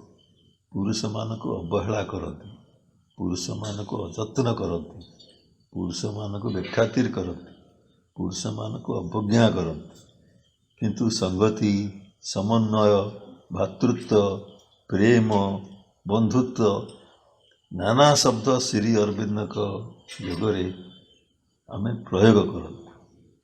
କ'ଣ କଲେ ଆମ ଭିତରେ ଏକାତ୍ମତା ପ୍ରକାଶ ପାଇବ? ସ୍ୱାମୀ ସ୍ତ୍ରୀଙ୍କ ଭିତରେ ଏକାତ୍ମତା ପ୍ରକାଶ ପାଇବ, ଭାଇ ଭାଇ ଭିତରେ ଏକାତ୍ମତା ପ୍ରକାଶ ପାଇବ, ପାଠଚକ୍ର ଭିତରେ ଏକାତ୍ମତା ପ୍ରକାଶ ପାଇବ।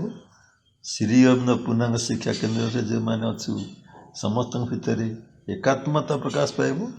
ଏକାତ୍ମତା ତ ଆମ ଆତ୍ମା ତ ଏକ, କିନ୍ତୁ ଆମ ମନ ଏକ ହେଉନାହିଁ, ଆମ ପ୍ରାଣ ଏକ ହେଉନାହିଁ, ଆମ ଚିନ୍ତା ଏକ ହେଉନି, ଆମ ଭାବନା ଏକ ହେଉନି, ଆମ କାର୍ଯ୍ୟକଳାପ ଏକ ହେଉନି। ପରସ୍ପର ଭିତରେ ଦ୍ୱନ୍ଦ୍ୱ, ପରସ୍ପର ଭିତରେ ବିଦ୍ୱେଷ, ପରସ୍ପର ଭିତରେ ଅସନ୍ତୋଷ, ପରସ୍ପର ଭିତରେ ଅସହିଷ୍ଣୁତା ସବୁବେଳେ ରହୁଛି। ତେଣୁ ସେଇ ଦୃଷ୍ଟିରୁ ନାରୀମାନଙ୍କର ଭୂମିକା ଯଦି ଚିନ୍ତା କରିବା, ତାହେଲେ ସହଜରେ ଭାରତବର୍ଷର ରହସ୍ୟ ଆମେ ସମସ୍ତେ ଜାଣିଛନ୍ତି। ଯେଉଁ ପ୍ରକୃତି ପୁରୁଷ ନାରୀ ସମ୍ପର୍କରେ ସନ୍ତାନ ସନ୍ତତି ଜନ୍ମ ନିଅନ୍ତି, ଭଗବାନ ରାମଚନ୍ଦ୍ର, ଲକ୍ଷ୍ମଣ, ଭରତ, ଶତ୍ରୁଘ୍ନ ଯେତେବେଳେ ଜନ୍ମ ହେଲେ, କୌଣସି ନାରୀ ପୁରୁଷ ସମ୍ପର୍କ ନଥିଲା, ଯଜ୍ଞ ଥିଲା, ଯଜ୍ଞର ଚରୁରୁ ଜନ୍ମ ହେଲେ।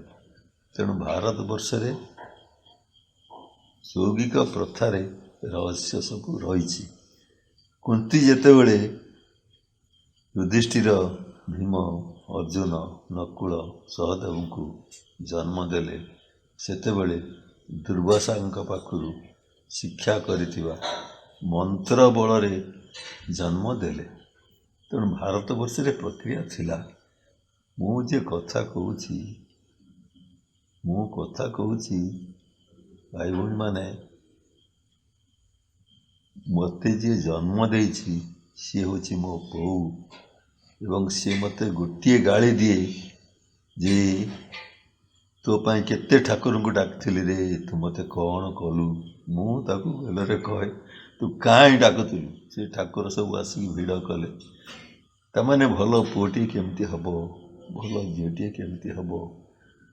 ଆପଣମାନେ ଯଦି, ଶେଷ କଥା ମୁଁ କହୁଛି, ମାତୃବାଣୀର ପ୍ରଥମ ଭାଗ 10ମ ପୃଷ୍ଠାର ଶେଷ ବାକ୍ୟଟିକି ପଢ଼ିବେ, ତାହେଲେ ଜାଣିପାରିବେ ଯେ ପର୍ଯ୍ୟନ୍ତ ନାରୀମାନଙ୍କ ଭିତରେ ସେଇ ଯୌନ ଚେତନା ଥିବ ସେ ପର୍ଯ୍ୟନ୍ତ ଅତିମାନସ କ୍ରିୟା ହେଇପାରିବ ନାହିଁ। ଅତିମାନସ ହେଉଛି ଅନ୍ତରାତ୍ମା ସହିତ ସତ୍ତାର କ୍ରିୟା। ଅନ୍ତରାତ୍ମା ସହିତ ସତ୍ତା ଭିତରକୁ ଆସିଲେ ଆମର ଯେଉଁ ଶରୀର ପ୍ରାଣ ମନର ପ୍ରକୃତିଗତ କ୍ରିୟା ଅଛି ତାକୁ ରୂପାନ୍ତର ଏବଂ ଦିବ୍ୟ କରିବାକୁ ପଡ଼ିବ। For such vast spiritual change to be, ଏଥିପାଇଁ ଏକ ବିଶାଳ ଆଧ୍ୟାତ୍ମିକ ପରିବର୍ତ୍ତନ ଆବଶ୍ୟକ। Out of mystic cavern of man's heart, ଏଇଟା ମନୁଷ୍ୟ ହୃଦୟର ରହସ୍ୟପୂର୍ଣ୍ଣ ଗହ୍ୱର ଭିତରୁ ଏଇଟା ପ୍ରକାଶିତ ହେବ। The heavenly psychic must put off its veil, ସେଠି ଯେଉଁ ସ୍ୱର୍ଗୀୟ ଚୈତ ସତ୍ତା ଅଛନ୍ତି ସିଏ ତାଙ୍କ ପରଦାକୁ ଖୋଲିଦେବେ। And peep into common nature's crowded room, ଆମର ଯେଉଁ ସାଧାରଣ ପ୍ରକୃତି ଅଛି ତାର ଯେଉଁ କୋଳାହଳମୟ ଅବସ୍ଥା ଅଛି ତା ଭିତରକୁ ସିଏ ଚାହିଁବେ। ବାପାଟା ପହଞ୍ଚିଗଲେ ପୁଅ ଝିଅ ଯେମିତି ଚୁପ୍ ହେଇଯାଆନ୍ତି, ଶିକ୍ଷକ ପହଞ୍ଚିଗଲେ ଛାତ୍ରଛାତ୍ରୀ ଯେମିତି ଚୁପ୍ ହେଇଯାଆନ୍ତି, ସେମିତି ଚୈତ ସତ୍ତା ଯେତେବେଳେ ଚାହିଁ ଦେବେ, ଅନ୍ତରାତ୍ମା ଯେତେବେଳେ ଚାହିଁ ଦେବେ, ସେତେବେଳେ ଯେଉଁ ବାହ୍ୟ ପ୍ରକୃତି ଅଛି ସିଏ ଚୁପ୍ ହେଇଯିବ। And stand uncovered in nature's front, ତାପରେ ଉନ୍ମୁକ୍ତ ହେଇକି ପ୍ରକୃତି ଆଗରେ ସେ ଛିଡ଼ା ହେବେ। ଆମକୁ ଏଇ କାର୍ଯ୍ୟ ଆମ ଶ୍ରୀ ଅରବିନ୍ଦ ପାଠଚକ୍ର ଭିତରେ କରିବାକୁ ପଡ଼ିବ। ସହଜ ବାଟ ହେଉଛି ମାଆଙ୍କ ମୁହଁ, ମାଆଙ୍କ ଆଖି, ମାଆଙ୍କ ପାଦ, ମାଆଙ୍କ ସ୍ୱରକୁ ଆମର ଚୈତ ସତ୍ତା ଭିତରେ ନେଇକି ଦର୍ଶନ କରିବାର ଅଭ୍ୟାସ କରିବାକୁ ପଡ଼ିବ। ଯଦି ମାଆଟା ଏଇ କାମ କରୁଥିବ ତାହେଲେ ତା ଛୁଆ ତା ଭିତରୁ ତିଆରି ହେଇକି ଚାଲି ଆସିବ। ସିମେଣ୍ଟ ନଗରରେ ସବୁଦିନେ ମୁଁ ସେଇ କଥା କହିଛି। ମୁଁ ସିମେଣ୍ଟ ନଗର ଯାଏ, ବର୍ଷକୁ ଥରେ 8-10 ଦିନ ରହେ। ତାର କେବଳ କାରଣ ହେଉଛି ସମରେନ୍ଦ୍ର ଅଚଳ, ଚାଲିପାରୁନି। ଆଉ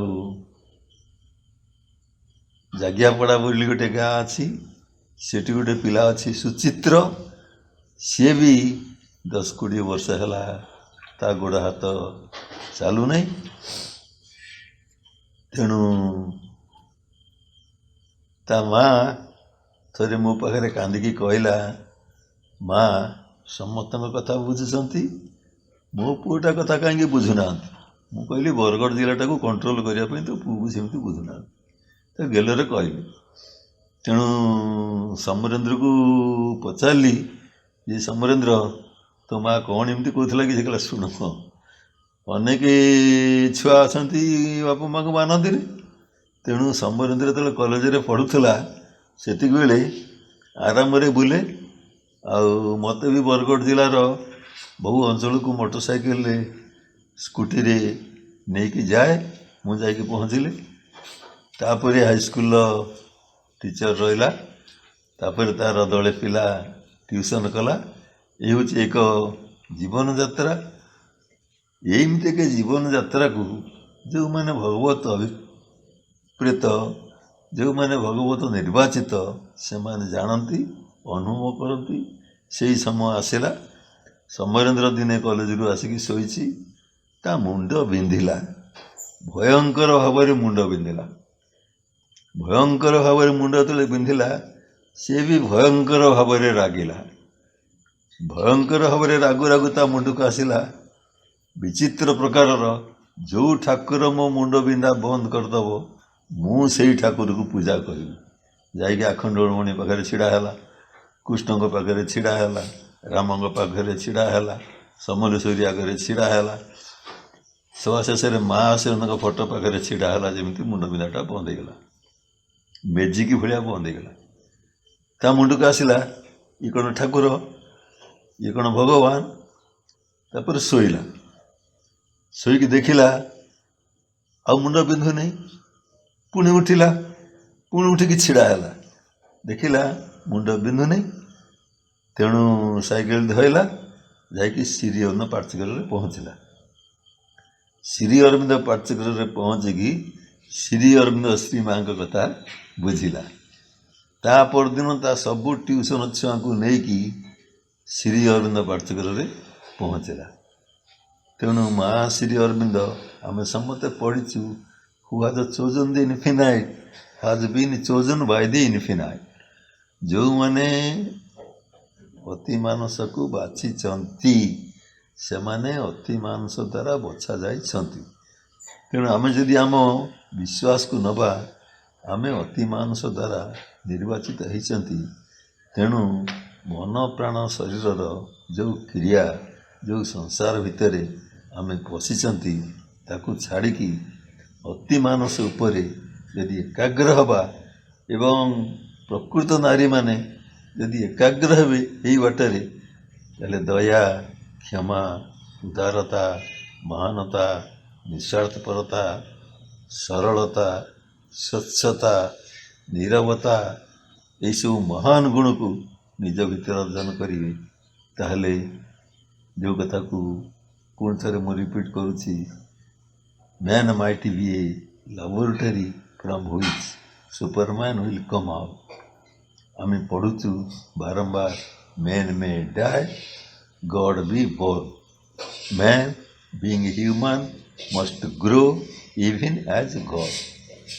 ମନୁଷ୍ୟର ମୃତ୍ୟୁ ହେବ, କିନ୍ତୁ ଭଗବାନଙ୍କର ପ୍ରକାଶ ଘଟିବ। ମନୁଷ୍ୟକୁ ମାନବ ରୂପ ନେବାକୁ ହେବ। ମନୁଷ୍ୟ କ'ଣ? ମାନବ କ'ଣ? ଆମେ କ'ଣ? ଗୋପବନ୍ଧୁ କ'ଣ? ଆମେ କ'ଣ? ଗାନ୍ଧୀ କ'ଣ? ଆମେ କ'ଣ? ସୁଭାଷ ବୋଷ କ'ଣ? ତାଙ୍କୁ ବି ତାଙ୍କ ବାପା ମା ଜନ୍ମ ଦେଇଥିଲେ। ତେଣୁ କେଉଁ ବାପା ମା ଶିଖେଇଥିଲେ ପୁଅକୁ 5 ବର୍ଷ ଟାଇଫଏଡ଼ରେ ପଡ଼ିଥିଲା ବେଳେ ତାକୁ ଛାଡ଼ି ଦେଇକି ଜେନାପୁର ବନ୍ୟା ଅଞ୍ଚଳ ଭିତରକୁ ଚାଲିଯିବୁ ବୋଲି? ତେଣୁ ଗୋଟେ ପୁଅ ଭିତରୁ ଏମିତି ଜିନିଷ ଆସିଲା ନା ଆସିଲା ନାହିଁ? କେଉଁ ବାପା ମା ଭଗତ ସିଂକି ଜନ୍ମ ଦେଇଥିଲେ ଏବଂ ଶିଖେଇଥିଲେ ବ୍ରିଟିଶ ସରକାର ବିରୁଦ୍ଧରେ ଏମିତି ଜୀବନ ଦେଇଦେଉ? କେଉଁ ମା ଖୁଦିରାମକୁ ଜନ୍ମ ଦେଇକି ଶିଖେଇଥିଲା ଏମିତି ଭାବରେ ବ୍ରିଟିଶ ସରକାରଙ୍କ ବିରୁଦ୍ଧରେ ଲାଗିକି ଜୀବନକୁ ଦେଇଦେବୁ? ଏଇ ପୁଅ ଝିଅମାନେ ସବୁ ଭାରତବର୍ଷରେ ଜନ୍ମ ହୋଇଥିଲେ ନା ଜନ୍ମ ହୋଇନଥିଲେ? ସାନ ଝିଅଟିଏ ଝାନ୍ସୀ ରାଣୀ ପାଠ ପଢ଼ୁଥିଲା, ବାପା ଭଲ ଇଂଲିଶ ପଢ଼ିବ ବୋଲି ଇଂଲିଶ ମ୍ୟାଡ଼ାମଟେ ରଖିଥିଲା। ତେଣୁ ଇଂଲିଶ ମ୍ୟାଡ଼ାମ ଯେତେବେଳେ ଆସିକି ପହଞ୍ଚିଲା, ଫିରିଙ୍ଗି ହଟାଏଙ୍ଗେ ମ୍ୟାଡ଼ାମ ବୋଲି କହିଲା। ସିଏ ତାକୁ କହିଲା, ପାଟି କାହିଁ କରୁଛୁ? ଫିରିଙ୍ଗି ହଟାଏଙ୍ଗେ ମ୍ୟାଡ଼ାମ ବୋଲି କହିଲା। ତା ବାପକୁ ଯାଇ କହିଲା, ଝିଅ କ'ଣ ପାଠ ପଢ଼ିବ ପାଟି କରୁଛି, ଫିରିଙ୍ଗି ହଟାଏଙ୍ଗେ। ତା ବାପ ସେଠୁ ଡାକିଲା, କହିଲା, ଏଇ ପାଠ ପଢ଼ିବାକୁ ଯାଉଛୁ ନା ପାଟି କରିବାକୁ ଯାଉଛୁ? କହିଲା, ଫିରିଙ୍ଗି ହଟାଏଙ୍ଗେ ପିତାଜୀ। ଦେଶରୁ ବିଦେଶୀମାନଙ୍କୁ ହଟେଇବି। ସେ ଝିଅ ଭିତରୁ ବାହାରିଲା, ଦେଶରୁ ବିଦେଶୀମାନଙ୍କୁ ହଟେଇବି। ସେ ଝିଅ କେଉଁଠୁ ଶିଖିଥିଲା? ସିଏ ତା ମା ବାପାଙ୍କ ଗର୍ଭରେ ଥିଲାବେଳେ ଭାରତବର୍ଷକୁ ସ୍ୱାଧୀନ କରିବାର ଯେଉଁ ଚିନ୍ତା, ଯେଉଁ ଚେତନା, ତେଣୁ ଭଗବାନଙ୍କର ରାଜ୍ୟ ପ୍ରତିଷ୍ଠା କରିବା ପାଇଁ, ମାନବ ସମାଜ ଭିତରେ ଏକତ୍ୱ ପ୍ରତିଷ୍ଠା କରିବା ପାଇଁ ଯେଉଁ ଭାବନା, ଯେଉଁ ରାଜ୍ୟ, ଯଦି ବାପ ମା ସେଇ ବାଟରେ ସଚେତନ ହେବେ, ପରିବାରରେ ବାବାଜୀ ମହାରାଜ ଯେଉଁ ଶ୍ରୀ ଅରବିନ୍ଦ ପାଠଚକ୍ର ଆୟୋଜନ କରିଛନ୍ତି, ଆମ ପରିବାରରେ ସେ ଶ୍ରୀ ଅରବିନ୍ଦ ପାଠଚକ୍ର ବିଶେଷ ଭାବରେ କାର୍ଯ୍ୟକାରୀ ହେବ। କିନ୍ତୁ ଜୀବନ ହେଉଛି ସାଧନା, ଶ୍ରୀ ଅରବିନ୍ଦ ପାଠଚକ୍ର ହେଉଛି ସାଧନା। ଆମେ ତାକୁ ସାଧନା ବାଟରେ ନ ନେଇ, ବିଶେଷତଃ ଅତିମାନସ ସାଧନା ବାଟରେ ନ ନେଇ, ଯଦି ଧାର୍ମିକ ଧାରଣା ଭିତରେ ପକେଇକି ପୂଜା ଆରାଧନା କରିକି ସମସ୍ତେ ଯେମିତି ଚଳନ୍ତି, ପ୍ରକୃତିରୁ ପରିବର୍ତ୍ତନ ନ କରିକି ସେମିତି ଚଳୁ, ତାହେଲେ ସେମିତି କାଳ କାଳ ଧରିକି କରୁଥିଲେ ବି ତା କ'ଣ ହେବ ମୁଁ ସେଇଟା ଜାଣେ ନାହିଁ। ତେଣୁ ଆମ ସମସ୍ତଙ୍କୁ ସେ ଅତିମାନସ ଧାରା, ଜ୍ଞାନ, ଶକ୍ତି, ସୌନ୍ଦର୍ଯ୍ୟ, ମାତୃତ୍ୱ, ପ୍ରେମ, ବନ୍ଧୁତ୍ୱ, ସ୍ୱଚ୍ଛତା, ନିର୍ମଳତା ଆମ ପରିବେଶ ଭିତରେ ଯଦି ତିଆରି କରିବା, ତାହେଲେ ଦିନେ ଆମ ଭିତରେ ସେ ଅତି ମାନବତ୍ୱ ପ୍ରକାଶିତ ହେବ। ବନ୍ଦେ ମାତରମ୍। ପ୍ରିୟ ଭାଇ ଭଉଣୀମାନେ, ମୋର ଶ୍ରଦ୍ଧା ଓ ସମ୍ମାନ, ଆଜି ଆମ ଶ୍ରୀ ଅରବିନ୍ଦ ପାଠଚକ୍ର ସଂଗଠକ ବରଗଡ଼ ଜିଲ୍ଲାର 22ତମ ଶ୍ରୀ ଅରବିନ୍ଦ ମହିଳା ପାଠଚକ୍ର ସମ୍ମିଳନୀ जिला स्तरीय मन पड़े 1998 आम जिते बड़े अगस्त 10 ने पंडिचेरी था सांगरे बाबुना भाई भी था हठात विजयनी महापात्र आमर टिकियापा को भेट हुए एवं से परामर्श दियंती जे आपन जिले में कहीं जिला स्तरीय महिला सम्मेलन करूना एवं से निजे अगस्ट मास शेष रविवार को धार्य करती आमे ताकू सादरे ग्रहण करूँ एवं दीर्घ 22 वर्ष धरी कार्यक्रम चली ए वर्ष सांप्रतिक कोविड-19 जो आमे एकाठी हो पारुनु किंतु माँ आमको ई माध्यम आमको एकाठी करिवार एक अपूर्व सुजोग देछि। आजिर आलोच्य विषय अच्छी जे वर्तमान परिवर्तन समय नारी मानकर भूमिका ये बाबद माँ कहउचंती नारीर यथार्थता ही आध्यात्मिकता the true domain of women is spirituality. माँ पुणी कहउचंती भगवान को रानंदे कहूची जे तुम्हें केबे भाव नहीं जे तुम्हें पुओ कि झील तुम्हें भाव जड़े मानवीय सत्ता।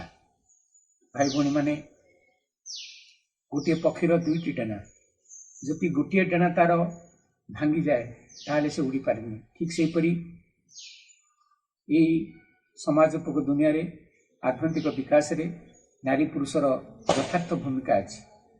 पुरुषर जेतिक अधिकार नारीर सेतिक अधिकार।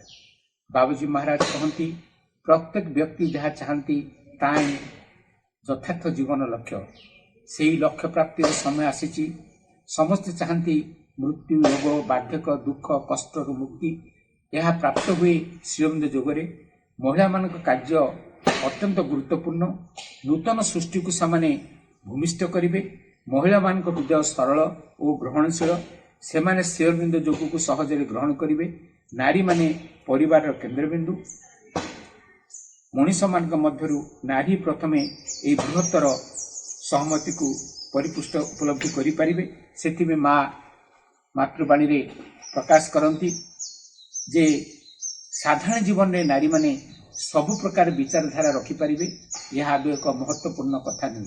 साधारण जीवन में सुंदर स्वास्थ्य एवं समझस्ता नारी मान आदर्श ही रहा उचित। आध्यात्मिक दृष्टिकोण दिव्य परम सत्ता उपलब्धि लगी नारी एवं पुरुषर समान सामर्थ्य रही। प्रत्येक सही क्षेत्र में आपण आपणा निज मार्ग रे और आपण आपणार संभावना अनुसार एथिले अवश्य प्रयास करें। पुणी माँ कहते अति मानव प्रकृति में नारीर गर्भ ही जन्म हेब।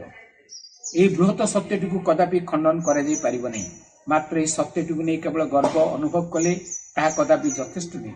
आमको यही सत्यटीर मर्म को अत्यंत परिष्कार भाव बुझा पड़ो। यह द्वारा आमको जो सब दायित्व ग्रहण करब से विषय सज्ञान होगा पड़ो एवं आमर सम्मुखस्थ कर्तव्यटी को संपन्न कर शिखा पड़ो। वर्तमान भुवनव्यापी कर्मधारी मध्य ठीक यही आम आमर सबुठ अधिक महत्वपूर्ण भागटी बोली जाना। श्रीअरविंद निजे प्रतिश्रुति देइचंती जे मो अति मानव शिशु आसबि। भाई भौणी माने जड़े कौशल्य हब श्रीरामचंद्र को जन्म करिवो, जड़े देवकी हब श्रीकृष्ण को जन्म करिवो, जड़े स्तनलता हब श्रीअरविंद को जन्म करिवो। जेमि देवकी स्वर्णलता कौशल्यांकर भूमिका थिला सेपरी माटे मध्य सेपरी सत्य सगुण हेले एवं आध्यात्मिक परिवेश रे बास कले सेपरी महान व्यक्तित्व ता मध्य आसीबो एवं पृथ्वी एक जो नूतन परिवर्तन आसीबो जो अतिमानव युग आसीबो से माने अंशग्रहण करें। कारण माँ नवा वर्षर बाणी रे कहउचंती the world is preparing for a big change in fact पृथ्वी एक विराट परिवर्तन गति करुछि तो मैंने साहाय्य करे बुझी। भाई भौणी माने आमे ये कार्य करने पृथ्वी को आसचु। नेपोलियन बोनापार्ट कहते जे you give me good mother I will give you good nation. तुम्हें मत भल माँ दियो मु भल जाति देदेवी भल देश देदेवी। ठीक से भाई भौणी माने सब मातृत्व ही ये अंधकार को आलोक में परिणत कर एवं माँ जहाँ कहते आध्यात्मिक नारी यथार्थ कर्मक्षेत्र नारी माने बृहत परिवर्तन को आग उपलब्ध करने को समर्थ हे। कारण नूतन मनुष्य सर्वप्रथम व्यक्ति मान को यही संसार भूमिष्ठ करा नारी मान विशेष कार्य। ये जो विराट परिवर्तन आसब माँ जहाँ कहते नारी मैंने बृहत परिवर्तन टी आग उपलब्धि करने को समर्थ हे कारण नूतन मनुष्य जातिर सर्वप्रथम व्यक्ति मानक यही संसार भूमिष्ठ करने हूँ नारी मान विशेष कार्य कारण बाबूजी महाराज कहते नारी मान हृदय देवता बास करती से देवी प्रधान एवं से सहजरे सत्य को ग्रहण करती एवं से जदि निजे परिवर्तन हे सहित निर्भर करतुबा परिवार पड़ोशी बंधु बांधव परिवर्तन हो जाती एणु आज ये जो विराट कार्यक्रम हम गोटे नूतन जुग आसब गोटे नूतन जीवन आसब गोटे नूतन परिवर्तन आसब ये विराट परिवर्तन रे नारी मानकर विशेष भूमिका अच्छी तेणु यही सांप्रतिक परिस्थिति मु विशेष भाव में माँ भौणी मान भाई मान को अनुरोध करी कि आम आसतु ये गोटे सुजोग मिली आमको अंतर्मुखी होगा जहाँ जुलाई 2 रे बाबुली भाई परामर्श दौले आमको पढ़ा पड़ो माँ जमी आमको पाठचक्र सभ्य मान प्रति कर्तव्य से कहते जो अत्यंत कर्म पाठचक्र सभ्य सभ्या मैंने प्रत्येक दिन नीरव कि बसवे किसी समय निर्दिष्ट समय एवं निज पचारे who am I for what I have come मोर कर्तव्य कौन मुझे कहीं आसी एवं निर्दिष्ट किसी सीमा संबंध साहित्य पढ़े आलोचना करेंगे एवं तृतीयत किसी निस्वार्थपर काम करेंगे भाई भौणी मैंने आम एक विराट कार्य आगे ये कार्य प्रकृति भगवान कार्य आसतु आम से कार्य करवा कारण पूज्य परम प्रभु श्री अरविंद कहले मन रख भागवत कर्म भागवत अभिव्यक्ति साहाय्य निमित्त तुमको तुम जीवन दिखाई आउ कि आख्यान कर ना कार्य निश्चय हम कारण माँ 1956 मसीहा एप्रिल 24 कहले जे एमती एक दिन आसब निहाती अंध निहाती मूर्ख निहाती अज्ञानी न जानी बाट नहीं आम मैंने बहुत भाग्यवान जे यही जन्म माँ को पाइबार सुजोग पाइचु माँ आमको कार्य सामिल करिसेंती आसतु आम निरवच्छिन्न भाव में सेवा करवा कार्य निजक नियोजित करवा एवं निजक धन्य करवा कारण ये रूपांतर कार्य आम करें कारण माँ भयर शेष परम प्रभु से कहते कौन मानसिक प्रयास तपस्या नुहे माँ शक्ति आविन्न करे मिथ्या वेदांतपूर्ण जगत में आनीपे केवल अमर आलोक अमर जीवन केवल माँ mother is our destination everything is with you माँ हूँ आम जीवन लक्ष्य माँ को जब पाइच सबकि पाइच तेणु श्री कहे love the mother always behave as if she was looking at you माँ को सदा भल पाओ एवं अनुभव कर जे से जपरी मो पाखे अच्छा भाई भौणी मैंने ये पूर्ण जगह आरंभ हुए समर्पण रे शेष हुए समर्पण it starts with surrender it ends with surrender आसतु माँ सन्द पाखे आम निजको धन्य मन करवा एवं बाबूजी महाराज जो दिव्य युगस्थापन नारी भूमिका बही लिखिं जे आम समस्ते घर मालिक माँ बोली भाविबा एवं ट्रस्टी भाव में सब कार्य सेवक भाव में सेवा भाव करवा एवं एक नूतन जुग नूतन जीवन नूतन परिवर्तन रे आम सहायक होगा एवं आज दिन में माँ से बाणी मन पड़े blessed are those who take leave towards the future आशीर्वाद अधिकारी से मैंने जो मैंने भविष्य को लंब प्रदान करती जहा आज कार्यक्रम माँ सुजोग दे तुम माध्यम माध्यम विपद कहबार सुजोग पाई माँ पाखे तुम पाखे कृतज्ञ जन रोची वंदे मातरम।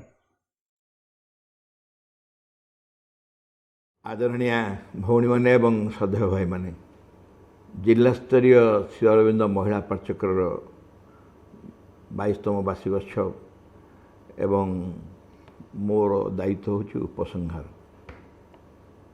अर्थात आपण मैंने समस्त कार्यक्रम शेष कर सारे अनादि भाई प्रफुल्ल भाई टिकियापा आउ क्या शुणी सारी एवं शेष एसबू विज्ञ व्यक्ति मैंने कही सारा मुझे संक्षेप उपसंहार करुच्ची ये महिला पाठचक्र भूमिका संपर्क एवं आम मानकर कर्तव्य कौन भाई भौणी मैंने आप मैंने जो मैंने टिके अधिक अभिज्ञ जो मानकर अनुभूति टिके अधिक से निश्चय कहे प्रथम जिते पाठचक्र आरंभ है से महिला माने पाठचक्र प्राय आसुन किंतु बाबाजी महाराज एते दूरदृष्टि सी महिला पार्चक इनसिस्ट कले कहले महिला पार्चकर आरंभ कर सब बड़े से गोटे स्वाभाविक आसला माँ तो निजे पुरुष महिला भितर किसी विरोध विभेद न रखा गोटे कहते for heaven sake can you not forget you are a boy or a girl you are just a human being आम सब गोटे मनीष पुरुष व स्त्री कहीं आगे मनीष हेले तापर पुरुष व स्त्री जा हो अध्यापक हृदयानंद राय थे गोटे मीटिंग रे कहते कहले कटक सहर रे जिते दुर्गा पूजा हुए एक्चुअली दुर्गा पूजा रे समय रे दी प्रकार मूर्ति हुंती दुर्गा मूर्ति कौन साई रे हुंती आ कौन साई रे महादेव मूर्ति हुंती मूर्ति पूजा सरला परे सब सरला परे विसर्जन पूरी घाट रे हुए काजोड़ी नदी रे पूरी घाट रे जते से सब पकई आसबे किछि दिन पर जते तमे जीव से नई भितर को देखियो खाली नड़ा बिड़ा या नड़ा बिड़ा को नड़ा माटी छाँचिकी तापर करथिबे सी महादेव कि से दुर्गा चिन्हिया मुश्किल बाहर रूप रे देखा जाती पुरुष बा स्त्री किंतु भितर समस्ते आम गोटे गोटे आत्मा आम समस्त माँ को गोटे गोटे संतान किंतु महिला पार्चकर स्वतंत्र भूमिकाटा गोटे निहाती अच्छी से भूमिकाटा परस्पर विरोध भितर बुझी हेनी आमर महिला पार्चकर तुमर महिला पार्चकर नुह एमती मनोभाव जमा बुझी हेनी महिला मानकर जो दायित्व जो भूमिका सबुठारु गुरुत्वपूर्ण भूमिका होची से मानकर गोटे कष्ट सहिबार गोटे अत्यंत गुरुत्वपूर्ण सामर्थ्य अच्छी जो सामर्थ्य कि पुरुष नहीं पुरुष से कष्ट सही पार भगवान कृपा करी महिला भीतर से सामर्थ्य देते सहिबार सामर्थ्य एवं द्वितीय सामर्थ्य होची से माने बहुत भल संगठक एज बेस्ट ऑर्गेनाइजर्स ता नहले समाज रे महिला मानकू परिवार संगठन दायित्व दिहाई न था समाज केबेठू सृष्टि आम जानू जेबेटू भी सृष्टि हो गोटे परिवार मुख्य संगठक हेले से परिवार जे महिला एवं से जदि संगठन को परिवार संगठन को ठीक धारा रे संगठित करि परिबे ताल से परिवार टी गोटे सफल परिवार हो एथे कोनो संदेह नहीं आ एई भूमिका टी पुरुष मान करि परिबे पुरुष मानकर अनेक सामर्थ्य अछि नो डाउट कोनो संदेह नहीं जे पुरुष मानकर सामर्थ्य नहीं बोली बहुत सामर्थ्य अछि किंतु महिला माने जो जो स्वतंत्र भूमिकार अधिकारी से भूमिका रे पुरुष माने आसी परिबे मु थरे बाबाजी के संगे तर्क कर बाबाजी तर्क कर मत भारी भल लगे पिला भाई आम तर्क करूँ बाबाजी भी एंजॉय करती से कहीदे तुम तो सिया जान कौन जान या खाली कहे थोड़ा मुझे कहली महाराज जी आप कहीं महिला पार्चक करने कहते से कहले जे कारण भगवान को जड़े महिला जन्म देते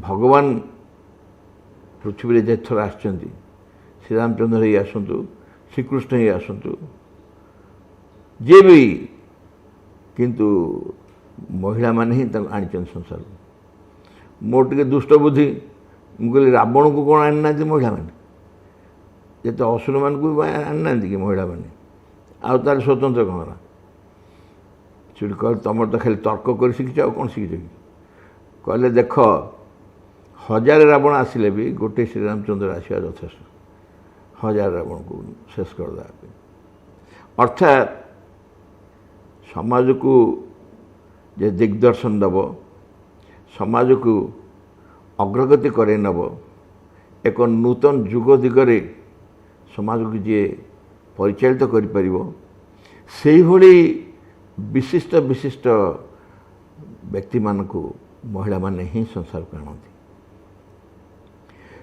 अन्य मान को आनिबार कि जाए से नहीं विरोधी मान को आनिबार कि जाए से नहीं किंतु विरोधी मान किसी भूमिका थी बोली से आसते किंतु भगवान को आनिबार दायित्व जार ताठू अधिक गुरुत्वपूर्ण भूमिका कार थाईपे तेणु महिला मान जो दुईटी कथा मुझे कहली गोटे हूँ संगठन भूमिका गोटे सहीबार सामर्थ्य ए दुईटा यूनिक से कौन पुरुष ना पुरुष मान जो भूमिका महिला मान सहित चेष्टा करें आजिकल तो सेमती किसी भी नहीं से भाई किसी भी नहीं जहाँ पुरुष मैंने कर महिला कर ना सब आड़े सामान हो गले किंतु आउ गोटे कथा भाई भूणी मैंने देखिए महिला पार्चक जो बाबा साहेब कहले आरंभ है आ महिला पार्चक भी बहुत पुराना जे आप भावते एबिका कथा नुह बहुत पुराना एवं सौभाग्यक्रमे ओडिशार जे प्रथम श्रीरविंद्र महिला पार्चकर से कटक खटबिन साइड मामू को घरे ही होता मामू को बो जे आई सी तार परिचारिक खाई तार ना जाइला जहाँ हो तापर आस्ते आस्ते खोलला किंतु वर्तमान महिला पार्चकर तो महिला माने संख्यार बहुत आसुच्चंती पुरुष मैंने आसुच्चंती ठीक अच्छे किंतु साधारण पाठचक्र मानक जोटी खाली पाठचक्र कहुच्छी से ही पाठचक्र महिला मान संख्या पुरुष मान बेसी जो जगह को जातु ओडिशार जेको जगह जातु जदि पाठचक्र वार्षिक छक हो कहीं सम्मिलन हो कि शिविर हो देखिए महिला मान संख्या अधिक बाबाजी की मंत्र फुंकी देले जे ओडिशा रे महिला जागरण आरंभ हो गला ओडिशा रे महिला जागरण आरंभ हो गला एवं सबु जगह बर्तमान महिला मानकर संख्या बहुत बेसी एटा गोटे नूतन अतिमानस युग गोटे वास्तव भित्तिभूमि प्रस्तुति एथे कौन सन्देह नहीं एथे कौन सन्देह नहीं नूतन अतिमानस युगर एटा गोटे भित्तिभूमि बाबाजी कहते जदि जड़े महिला माँ शिव ग्रहण कर परिवार रे ताले परिवार को बदल पार हूँ तो पुरुष चाहिए कर कारण पुरुष परिवार संगठक नुहे महिला होती परिवार संगठक जदि घरे परिवार रे आमे माँटे माँ और शिवबिंदु ग्रहण कर पारे ताले से परिवार निश्चय गोटे मातृ परिवार हो आम अधिकांश पूर्णांग शिक्षा केन्द्र में मातृ सम्मेलन करूँ पितृ सम्मेलन मुझे कहीं कौट देखी मु पितृ सम्मेलन देखी पेरेन्ट्स मीटिंग देखी अभिभावक सह देखी आ मातृ सम्मेलन देखी मातृ सम्मेलन माँ मान डका हुए कौन पर माँ मान डका हुए कौन पर माँ मान डका हुए जी डाकती से जानती नहीं माँ कहीं डका हुए बोली कारण वास्तव में माँ परिवार दायित्व नियंती संतान दायित्व नियंती जो संतान स्कूल को छाड़ी से संतान संपर्क में बापा अपेक्षा माँ को बुझेबा बेसी गुरुत्वपूर्ण कारण तांकर से सामर्थ्य अच्छी बुझीबार ग्रहण करिबार एवं कार्य लगेबार जोटा कि बापा मानकर एते हबनी पुरुष मानकर हबनी ए संपर्क में पुरुष मैंने मंध्य करे कारण नहीं कारण तांकर जो भूमिका से था से सबुदिन किंतु महिला मानक ये स्वतंत्र सामर्थ्य यही कार्य से प्रायतः स्कूल मानक मुझे देखी मदर्स मीटिंग हुए पेरेंट्स मीटिंग हुए और स्वतंत्र भाव मदर्स मीटिंग हुए थरे गोटे पेरेंट्स मीटिंग होता है एक्चुअली पेरेंट्स मीटिंग ने पेरेंट्स वर्कशॉप गोटे कार्यशाला यहाँ भुवनेश्वर टाउन कौन से स्कूल रे आ ब्रज मु दे जाग था से ब्रज भाई आमर मु ब्रज दे जाग अच्छु आम कौन कलु जे जो शिक्षा बहिर द्वितीय चैप्टरटा प्रथमटा हो जीवन विज्ञान तापरटा हो खाली शिक्षा आम से स्कूल प्रिंसिपल को कहीलु जे से पोर्सनटा छोटिया चैप्टरटे 4-6 पृष्ठ जमा ताकू जेरक्स करके सबू पेरेंट्स मान दे दियो घर को आगु पठे दियो कारण से ପ୍ୟାରେଣ୍ଟସ୍ ମାନଙ୍କ ସମ୍ପର୍କରେ ସିଧା ସିଧା ମା କହିଛନ୍ତି ଶିକ୍ଷାବେର ଦ୍ୱିତୀୟ ଚାପ୍ଟରଟାରେ ସିଧା ସିଧା ପ୍ୟାରେଣ୍ଟସ୍ ମାନଙ୍କ ପାଇଁ ବି କୁହାଯାଇଛି। ତେଣୁ ତୁମକୁ ଆଉ କଷ୍ଟ କରିବାକୁ ପଡ଼ିବନି, ସେଇଗୁଟାକ ସେ ପଢ଼ନ୍ତୁ, ତାରି ଉପରେ ମୁଁ ଆକ୍ସେପ୍ଟ କରିବା ଦେଇଥିଲେ। ଆମେ ଫୋରନୁନ୍ରେ ମାନେ ଲଞ୍ଚ ପୂର୍ବରୁ ଯାଇ ଆମେ ପହଞ୍ଚିଲୁ, ଖରାବେଳ ମଧ୍ୟାହ୍ନ ଭୋଜନ ପୂର୍ବରୁ। ସେଇଠି ଟିକେ ଇଣ୍ଟ୍ରୋଡକ୍ସନ୍ ବ୍ରଜ ଦେଲା, ମୁଁ ଅଳ୍ପ ଟିକେ କହିଲି ଏବଂ ତାଙ୍କୁ କହିଲୁ ଯେ ଆପଣମାନେ ଗ୍ରୁପ୍ କରିଦିଆଗଲା, ଆପଣ ସବୁ ଗ୍ରୁପ୍ କରିଦିଆଗଲା ଏବଂ ସେ ଗ୍ରୁପ୍ ଭିତରେ ଏଇ ଚାପ୍ଟରଟାକୁ ପଢ଼ିକି ଆଲୋଚନା କରନ୍ତୁ। ପୁଣି ପ୍ରସାଦ ସେବନ ଯେତେବେଳେ ହେବ, ପ୍ରସାଦ ସେବନ ପରେ 3ଟା ବେଳେ ଆଉ ଥରେ ବସିବା ଏବଂ ସେଥିରେ ଆପଣମାନେ ଗ୍ରୁପ୍ ଫାଇଣ୍ଡିଙ୍ଗସ୍ କରିବେ, ଆମେ କନକ୍ଲୁଡ଼ କରିବା। ଆପଣ ବିଶ୍ୱାସ କରିବେନି, ଯେତେବେଳେ ଆମେ ଗ୍ରୁପ୍ର ଆଲୋଚନାର ସାରାଂଶ ଶୁଣିବାକୁ ଡାକିଲୁ, ଜଣେ ମହିଳା ତା ଭିତରେ ଏପରି କହିଲେ ଆମେ ବିଶ୍ୱାସ କରିପାରିଲୁନି, ପୁରା ଥ୍ରିଲିଂ। ମୁଁ ପଚାରିଲି ସେ ପ୍ରିନ୍ସିପାଲ୍ଙ୍କୁ, ମୁଁ ଆଙ୍କରେ ପାଠଚକ୍ର ହୁଏ ନା? ପାଠଚକ୍ର ହୁଏନି, କିନ୍ତୁ ସିମ୍ପାଥେଟିକ୍, ଆମ ପ୍ରତି ସହାନୁଭୂତିଶୀଳ, ଆସନ୍ତି ସବୁବେଳେ ପଢ଼ାପଢ଼ି। ସେ ମା ଶ୍ରୀବନ୍ଧୁଙ୍କୁ ପୁରା ହଜମ କଲା ଭଳି ସେ ଚାପ୍ଟରଟିକି ଗୋଟି ଗୋଟି କରି ପଏଣ୍ଟ କହୁଥାନ୍ତି। ବ୍ରଜ କାନରେ ମୁଁ ଚୁପ୍ କଲା, ଭାଇ ଆମେ ଆଉ କହିବା ଦରକାର, ଆମର ଆଉ କହିବା ଦରକାର କି? ଏବଂ ସେଇ ଗ୍ରୁପମାନଙ୍କ ଭିତରେ ପୁରୁଷମାନେ ବି ଥାଆନ୍ତି, ତାଙ୍କର ଅଲଗା ଗ୍ରୁପ୍ କରାଯାଇଥାଏ। କାହିଁକି ମୁଁ କହିବି, ସ୍ୱାଭାବିକ ଭାବରେ ତାଙ୍କ ଗ୍ରୁପର ଆଲୋଚନାର ଯାହା ଥିଲା ଟିକେ କହିଦେଲେ।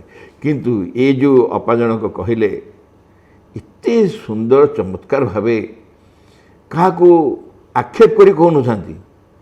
ମା ଶ୍ରୀବନ୍ଧ ଯେଉଁ ଅଭିଭାବକମାନଙ୍କ ପ୍ରତି କହିଛନ୍ତି, ଅଭିଭାବକମାନଙ୍କ ଦାୟିତ୍ୱ ସମ୍ପର୍କରେ ସୂଚାଇଛନ୍ତି, ତାକୁ ହିଁ ଦାୟିତ୍ୱ ଦୃଷ୍ଟିରୁ କହୁଥାନ୍ତି ଯେ ଆମେମାନେ ମହିଳାମାନେ କିଛି କରୁନୁ କି ଅଭିଭାବକମାନେ କିଛି କରୁନୁ, କାହାକୁ ଆକ୍ଷେପ କରୁନଥାନ୍ତି। ଏତେ ପଜିଟିଭ୍ କହିଲା ବେଳେ, ଏତେ ପଜିଟିଭ୍, ଏତେ ସୁନ୍ଦର। ଏବଂ ତାପରେ ମୁଁ ବ୍ରଜକୁ କହିଲି, ବ୍ରଜ ସେ ଜଣେ ମା ବୋଲି କହିପାରିଲେ, ମହିଳା ବୋଲି କହିପାରିଲେ। କାରଣ ଘଟଣାକୁ ବୁଝିବା ଏବଂ ତାକୁ ପ୍ରକାଶ କରିବା, ଗ୍ରହଣ କରିବା, ହୃଦୟରେ ଗ୍ରହଣ କରିବା। କାରଣ ସେମାନେ ଟିକେ ହୃଦୟ,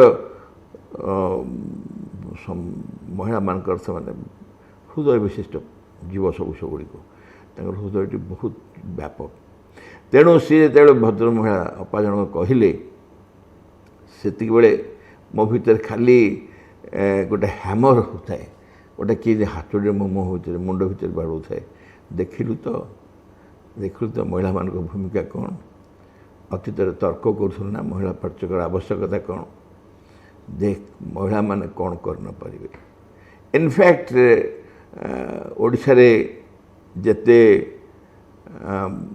ପାଠଚକ୍ର କାର୍ଯ୍ୟକ୍ରମ ହେଉଛି, ଶିକ୍ଷା କେନ୍ଦ୍ର କାର୍ଯ୍ୟକ୍ରମ ହେଉଛି, ଯାହା ବି ହେଉଛି, ମହିଳାମାନଙ୍କୁ ଓମିଟ୍ କରି ବା ମାଇନସ୍ କରି ବା ତାଙ୍କୁ ଭୁଲି ଯାଇକି କାମ କରିବା ଅସମ୍ଭବ, ସମ୍ପୂର୍ଣ୍ଣ ଅସମ୍ଭବ। ପୂର୍ଣ୍ଣାଙ୍ଗ ଶିକ୍ଷା କେନ୍ଦ୍ରରେ ଦେଖ, ଅପମାନଙ୍କ ସଂଖ୍ୟା ନିଶ୍ଚୟ ଭାଇମାନଠୁ ଅଧିକା ହେଇଥିବ। ସବୁ ପୂର୍ଣ୍ଣାଙ୍ଗ ଶିକ୍ଷା କେନ୍ଦ୍ର, ସବୁ ପୂର୍ଣ୍ଣାଙ୍ଗ ଶିକ୍ଷା କେନ୍ଦ୍ରରେ ଆପଣ ହିସାବ କରି ଦେଖିବେ, ଅପମାନଙ୍କ ସଂଖ୍ୟା ଭାଇମାନଠୁ ଅଧିକା ହେଇଥିବ। ଏଇଟା ଗୋଟେ ସ୍ୱାଭାବିକ ଭାବରେ ମାଙ୍କର ଯେଉଁ ଅତିମାନ ଶକ୍ତିକି ପ୍ରବେଶ କରାଇବା, ପୃଥିବୀର ବାତାବରଣରେ ପ୍ରବେଶ କରାଇବା ଏବଂ ତାକୁ କ୍ରିୟାଶୀଳ କରାଇବା, ତାର ଏକ ଲକ୍ଷଣ, ଏଥିରେ କ'ଣ ସନ୍ଦେହ ନାହିଁ। ଯାହା ହେଉ, ମୁଁ ମୋର ସମୟ ଯେତିକି ଦିଆହେଇଥିଲା ପ୍ରାୟ ସରି ଆସିଲା। ମୁଁ ଏତିକି ଅନୁରୋଧ କରିବି ବରଗଡ଼ର ଭାଇ ଭଉଣୀମାନଙ୍କୁ, ଯେଉଁମାନେ ଏଥିରେ ଅଂଶଗ୍ରହଣ କରିଛନ୍ତି, ଏଇ କଥାକୁ ଗୁରୁତ୍ୱର ସହିତ ଚିନ୍ତା କରିବା, ଗୁରୁତ୍ୱର ସହିତ ଚିନ୍ତା କରିବା ଏବଂ ସୁଯୋଗ ଦେବା ମହିଳାମାନଙ୍କ ଭିତରେ, ଯେମିତି ଏ କାର୍ଯ୍ୟ ଆହୁରି ବ୍ୟାପକ ହୁଏ। ପ୍ରତ୍ୟେକ ପରିବାରରେ, ପ୍ରତ୍ୟେକ ଘରେ, ପ୍ରତ୍ୟେକ ପରିବାରରେ, ପ୍ରତ୍ୟେକ ସ୍କୁଲମାନଙ୍କର ମଧ୍ୟ ଯେଉଁ ଜାଗାରେ ସେମାନଙ୍କୁ ଯେଉଁଟା ସ୍ୱତନ୍ତ୍ର ସାମର୍ଥ୍ୟ ଅଛି, ସେ ସାମର୍ଥ୍ୟକୁ ଆମେ ପ୍ରୟୋଗ କରିବାକୁ ଚେଷ୍ଟା କରିବା ଏବଂ ତାକୁ ବିନିଯୋଗ କରିବା। ଏଇ ଲକ୍ଷ୍ୟ ନେଇ ବାବାଜୀଙ୍କର ପ୍ରଥମରୁ କହିଲା ବହୁତ ଦୂରଦୃଷ୍ଟି ଅଛି। ସେ ଜାଣିଥିଲେ ଓଡ଼ିଶାରେ ଦିନେ ମହିଳା ଜାଗରଣ ହେବ ଏବଂ ମହିଳାମାନେ ନିଶ୍ଚୟ ଏ କାର୍ଯ୍ୟକୁ ଗ୍ରହଣ କରିବେ, ହୃଦୟର ସହିତ ଗ୍ରହଣ କରିବେ ଏବଂ ବ୍ୟାପକ ଭାବରେ କାର୍ଯ୍ୟ କରିବେ। ଏକଥା ସେ ବହୁତ ଆଗକୁ ଜାଣିପାରିଥିଲେ। ଅବଶ୍ୟ ଏଥିରେ ତାଙ୍କ ତପସ୍ୟା ଦାୟୀ, ସେଥିରେ କୌଣସି ସନ୍ଦେହ ନାହିଁ। ତପସ୍ୟା ଦାୟୀ ତାଙ୍କର, ସେ ତପସ୍ୟା କରିଛନ୍ତି ଏଥିପାଇଁ, ନହେଲେ ଜାଣିନଥାନ୍ତେ। ଏତେ ଦୂରଦୃଷ୍ଟି ବିନା ତପସ୍ୟା ସମ୍ଭବ ନୁହଁ। ନିଶ୍ଚୟ ତପସ୍ୟା କରି ଜାଣି ନେଇଛନ୍ତି ଯେ ଏଠି ମହିଳାମାନଙ୍କର ହିଁ ଭୂମିକା ବହୁତ ଅଧିକା ଦରକାର। ସେଇଥିପାଇଁ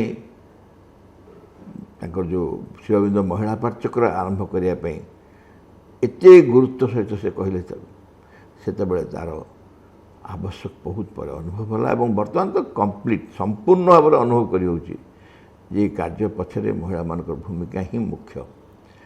ମୁଁ ଶେଷରେ ପହଞ୍ଚିଲି, ମୁଁ ଜାଣିନଥିଲି, ମୋତେ ଆଜି ବାବୁନା ଭାଇ ଅନୁରୋଧ କଲେ, ମୁଁ ହଠାତ୍ ଆପଣମାନଙ୍କ ଭିତରେ ଯୋଗ ଦେଲି। ତେବେ ଯାହା ହଉ ମୋ ଭିତରେ ଗୋଟେ ଖୁସି ଲାଗିଲା ଯେ ଗୋଟେ ଏଡ଼େ ବଡ଼ କାର୍ଯ୍ୟକ୍ରମ ଆପଣମାନେ କରୁଛନ୍ତି। 22ତମ ଅଧିବେଶନ ବରଗଡ଼ ଜିଲ୍ଲାର। ବରଗଡ଼ ଜିଲ୍ଲା ତ ଗୋଟେ ସଂଗଠନ ଦୃଷ୍ଟିରୁ ବହୁତ ଆଗରେ, ଏକଥା ମୁଁ ସବୁବେଳେ ପୁରା ମୁକ୍ତ କଣ୍ଠରେ କହିଛି, ବିଭିନ୍ନ ଜିଲ୍ଲାରେ ରାଜ୍ୟସ୍ତରୀୟ ମିଟିଂରେ ବି କହିଛି। ଆଉ ଆପଣମାନଙ୍କର ଯେଉଁ ସାଙ୍ଗଠନିକ ରିପୋର୍ଟ, ସାଙ୍ଗଠନିକ ପ୍ରସ୍ତୁତି, ଏସବୁ ବି ମୁଁ ଉଦାହରଣ ଦିଏ। ଆଜି ସକାଳେ ଇନଫ୍ୟାକ୍ଟ ବସି ପଢ଼ୁଥିଲି କପିଳ ଭାଇ ହାତରେ ଯେଉଁ ପଠାଇଥିଲେ ରିପୋର୍ଟଟା ଏ ବର୍ଷର, ମୁଁ ତାକୁ ବସି ପଢ଼ୁଥିଲି ଆଜି ସକାଳେ। ସଂଗଠନ ଦୃଷ୍ଟିରୁ ବରଗଡ଼ ବହୁତ ସଫଳତା ନ କହିପାରିନି, କିନ୍ତୁ ପ୍ରଚେଷ୍ଟାରେ ଅଛି, ସନ୍ଦେହ ନାହିଁ, ଉଦ୍ୟମରେ ଅଛି। ବହୁତ ସୁନ୍ଦର ଉଦ୍ୟମ ଜାରି ରହିଛି। ଆଉ ସେଥିପାଇଁ ମୁଁ ମାଆଙ୍କ ପାଖରେ ବହୁତ କୃତଜ୍ଞ। ଆଉ ଆପଣମାନେ ସମସ୍ତେ ମୋ ସୁଯୋଗ ଦେଲେ ଏଥିରେ ଅଂଶଗ୍ରହଣ କରିବା ପାଇଁ ସମସ୍ତଙ୍କ ପାଖରେ ମଧ୍ୟ ମୋର କୃତଜ୍ଞତା ଜଣାଉଛି। ନମସ୍କାର।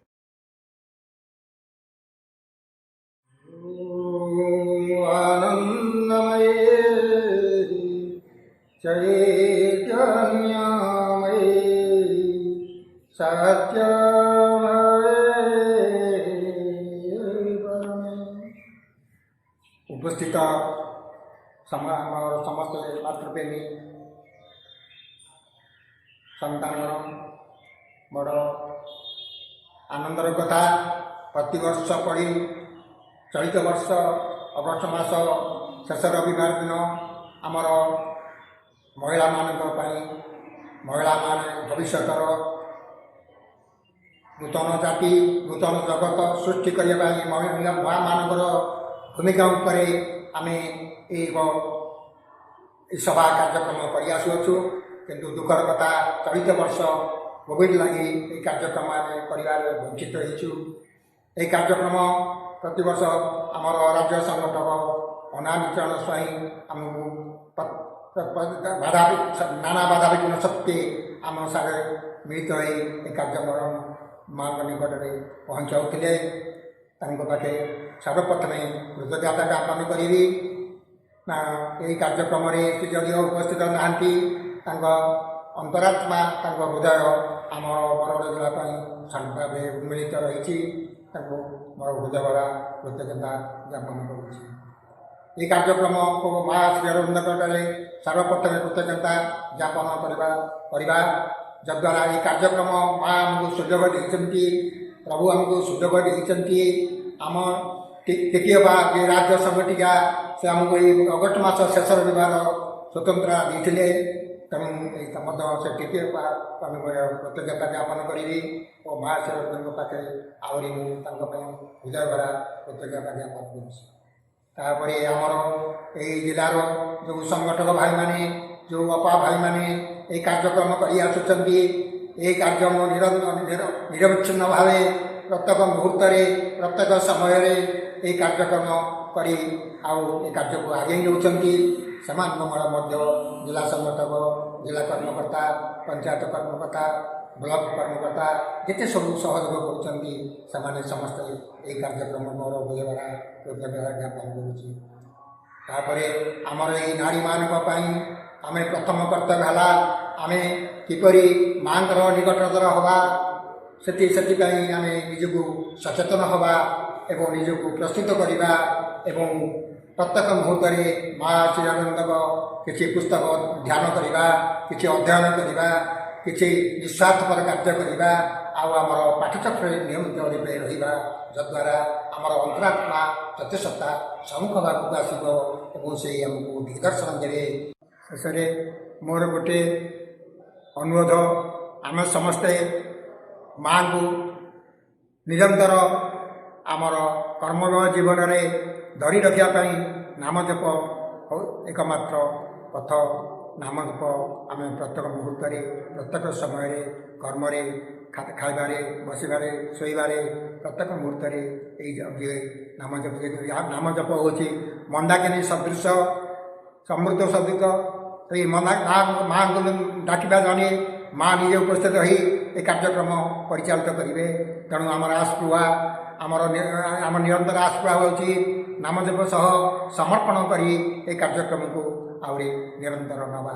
ଆଜିର ଏହି କାର୍ଯ୍ୟକ୍ରମରେ ଏ ଅନଲାଇନ୍ରେ ଯେଉଁ ଭାଇ ଭଉଣୀମାନେ ମା ମାନେ ଏବଂ ସଚେତନ ମାତୃଶକ୍ତି ମାଆଙ୍କ କାର୍ଯ୍ୟ କରୁଥିବା ସମସ୍ତ ସାଧକ ସାଧିକା ସମସ୍ତ ଉପସ୍ଥିତମାନଙ୍କୁ ମୋର ହୃଦୟଭରା କୃତଜ୍ଞତା ଜ୍ଞାପନ କରୁଛି।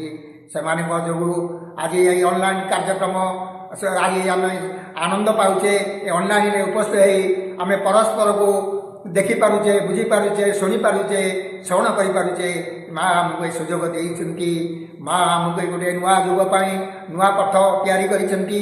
ଏହି ଅନଲାଇନ୍ ମାଧ୍ୟମରେ ଆମେ ସମସ୍ତଙ୍କ ପାଖେ ପହଞ୍ଚିବା ପାଇଁ ଚେଷ୍ଟା କରିବା। ଏହି ସମୟକୁ ଆମେ ହାତଛଡ଼ା କରିବା ନାହିଁ। ସମୟକୁ ଆମେ ସଚେତନ ହେବା। ସମୟ ଏକ ମା' ପ୍ରଭୁ କହୁଛନ୍ତି ତୁମ ପାଇଁ ଗୋଟିଏ ଦେବ ମୁହୂର୍ତ୍ତ ଦରକାର, ସମୟ ଦରକାର, କାଳ ଯେଉଁଟା ସମୟ ଏବଂ ଆଉ ତୁମ ପାଇଁ ଗୋଟିଏ ଗୁରୁ କୃପା ହେବା ଦରକାର। ତୁମ ଭିତରେ ଉତ୍ସାହ ଥିବା ଦରକାର, ତୁମର କିଛି ଶାସ୍ତ୍ର ଜ୍ଞାନ ଥିବା ଦରକାର, ଯଦ୍ୱାରା ଆମେ ଏହି କାର୍ଯ୍ୟକ୍ରମକୁ ଅଧିକରୁ ଅଧିକ କରିବାର ସୁଯୋଗ ସୃଷ୍ଟି କରିପାରିବା। ତେଣୁ ଆଜି ମୁଁ ଶେଷରେ ଆପଣମାନଙ୍କୁ ମୁଁ ଏହି ଅନଲାଇନ୍ରେ ଥିବା ସମସ୍ତମାନଙ୍କୁ ମୁଁ ହୃଦୟଭରା କୃତଜ୍ଞତା ଜ୍ଞାପନ କରି ରହୁଛି। ବନ୍ଦେ ମାତରମ୍।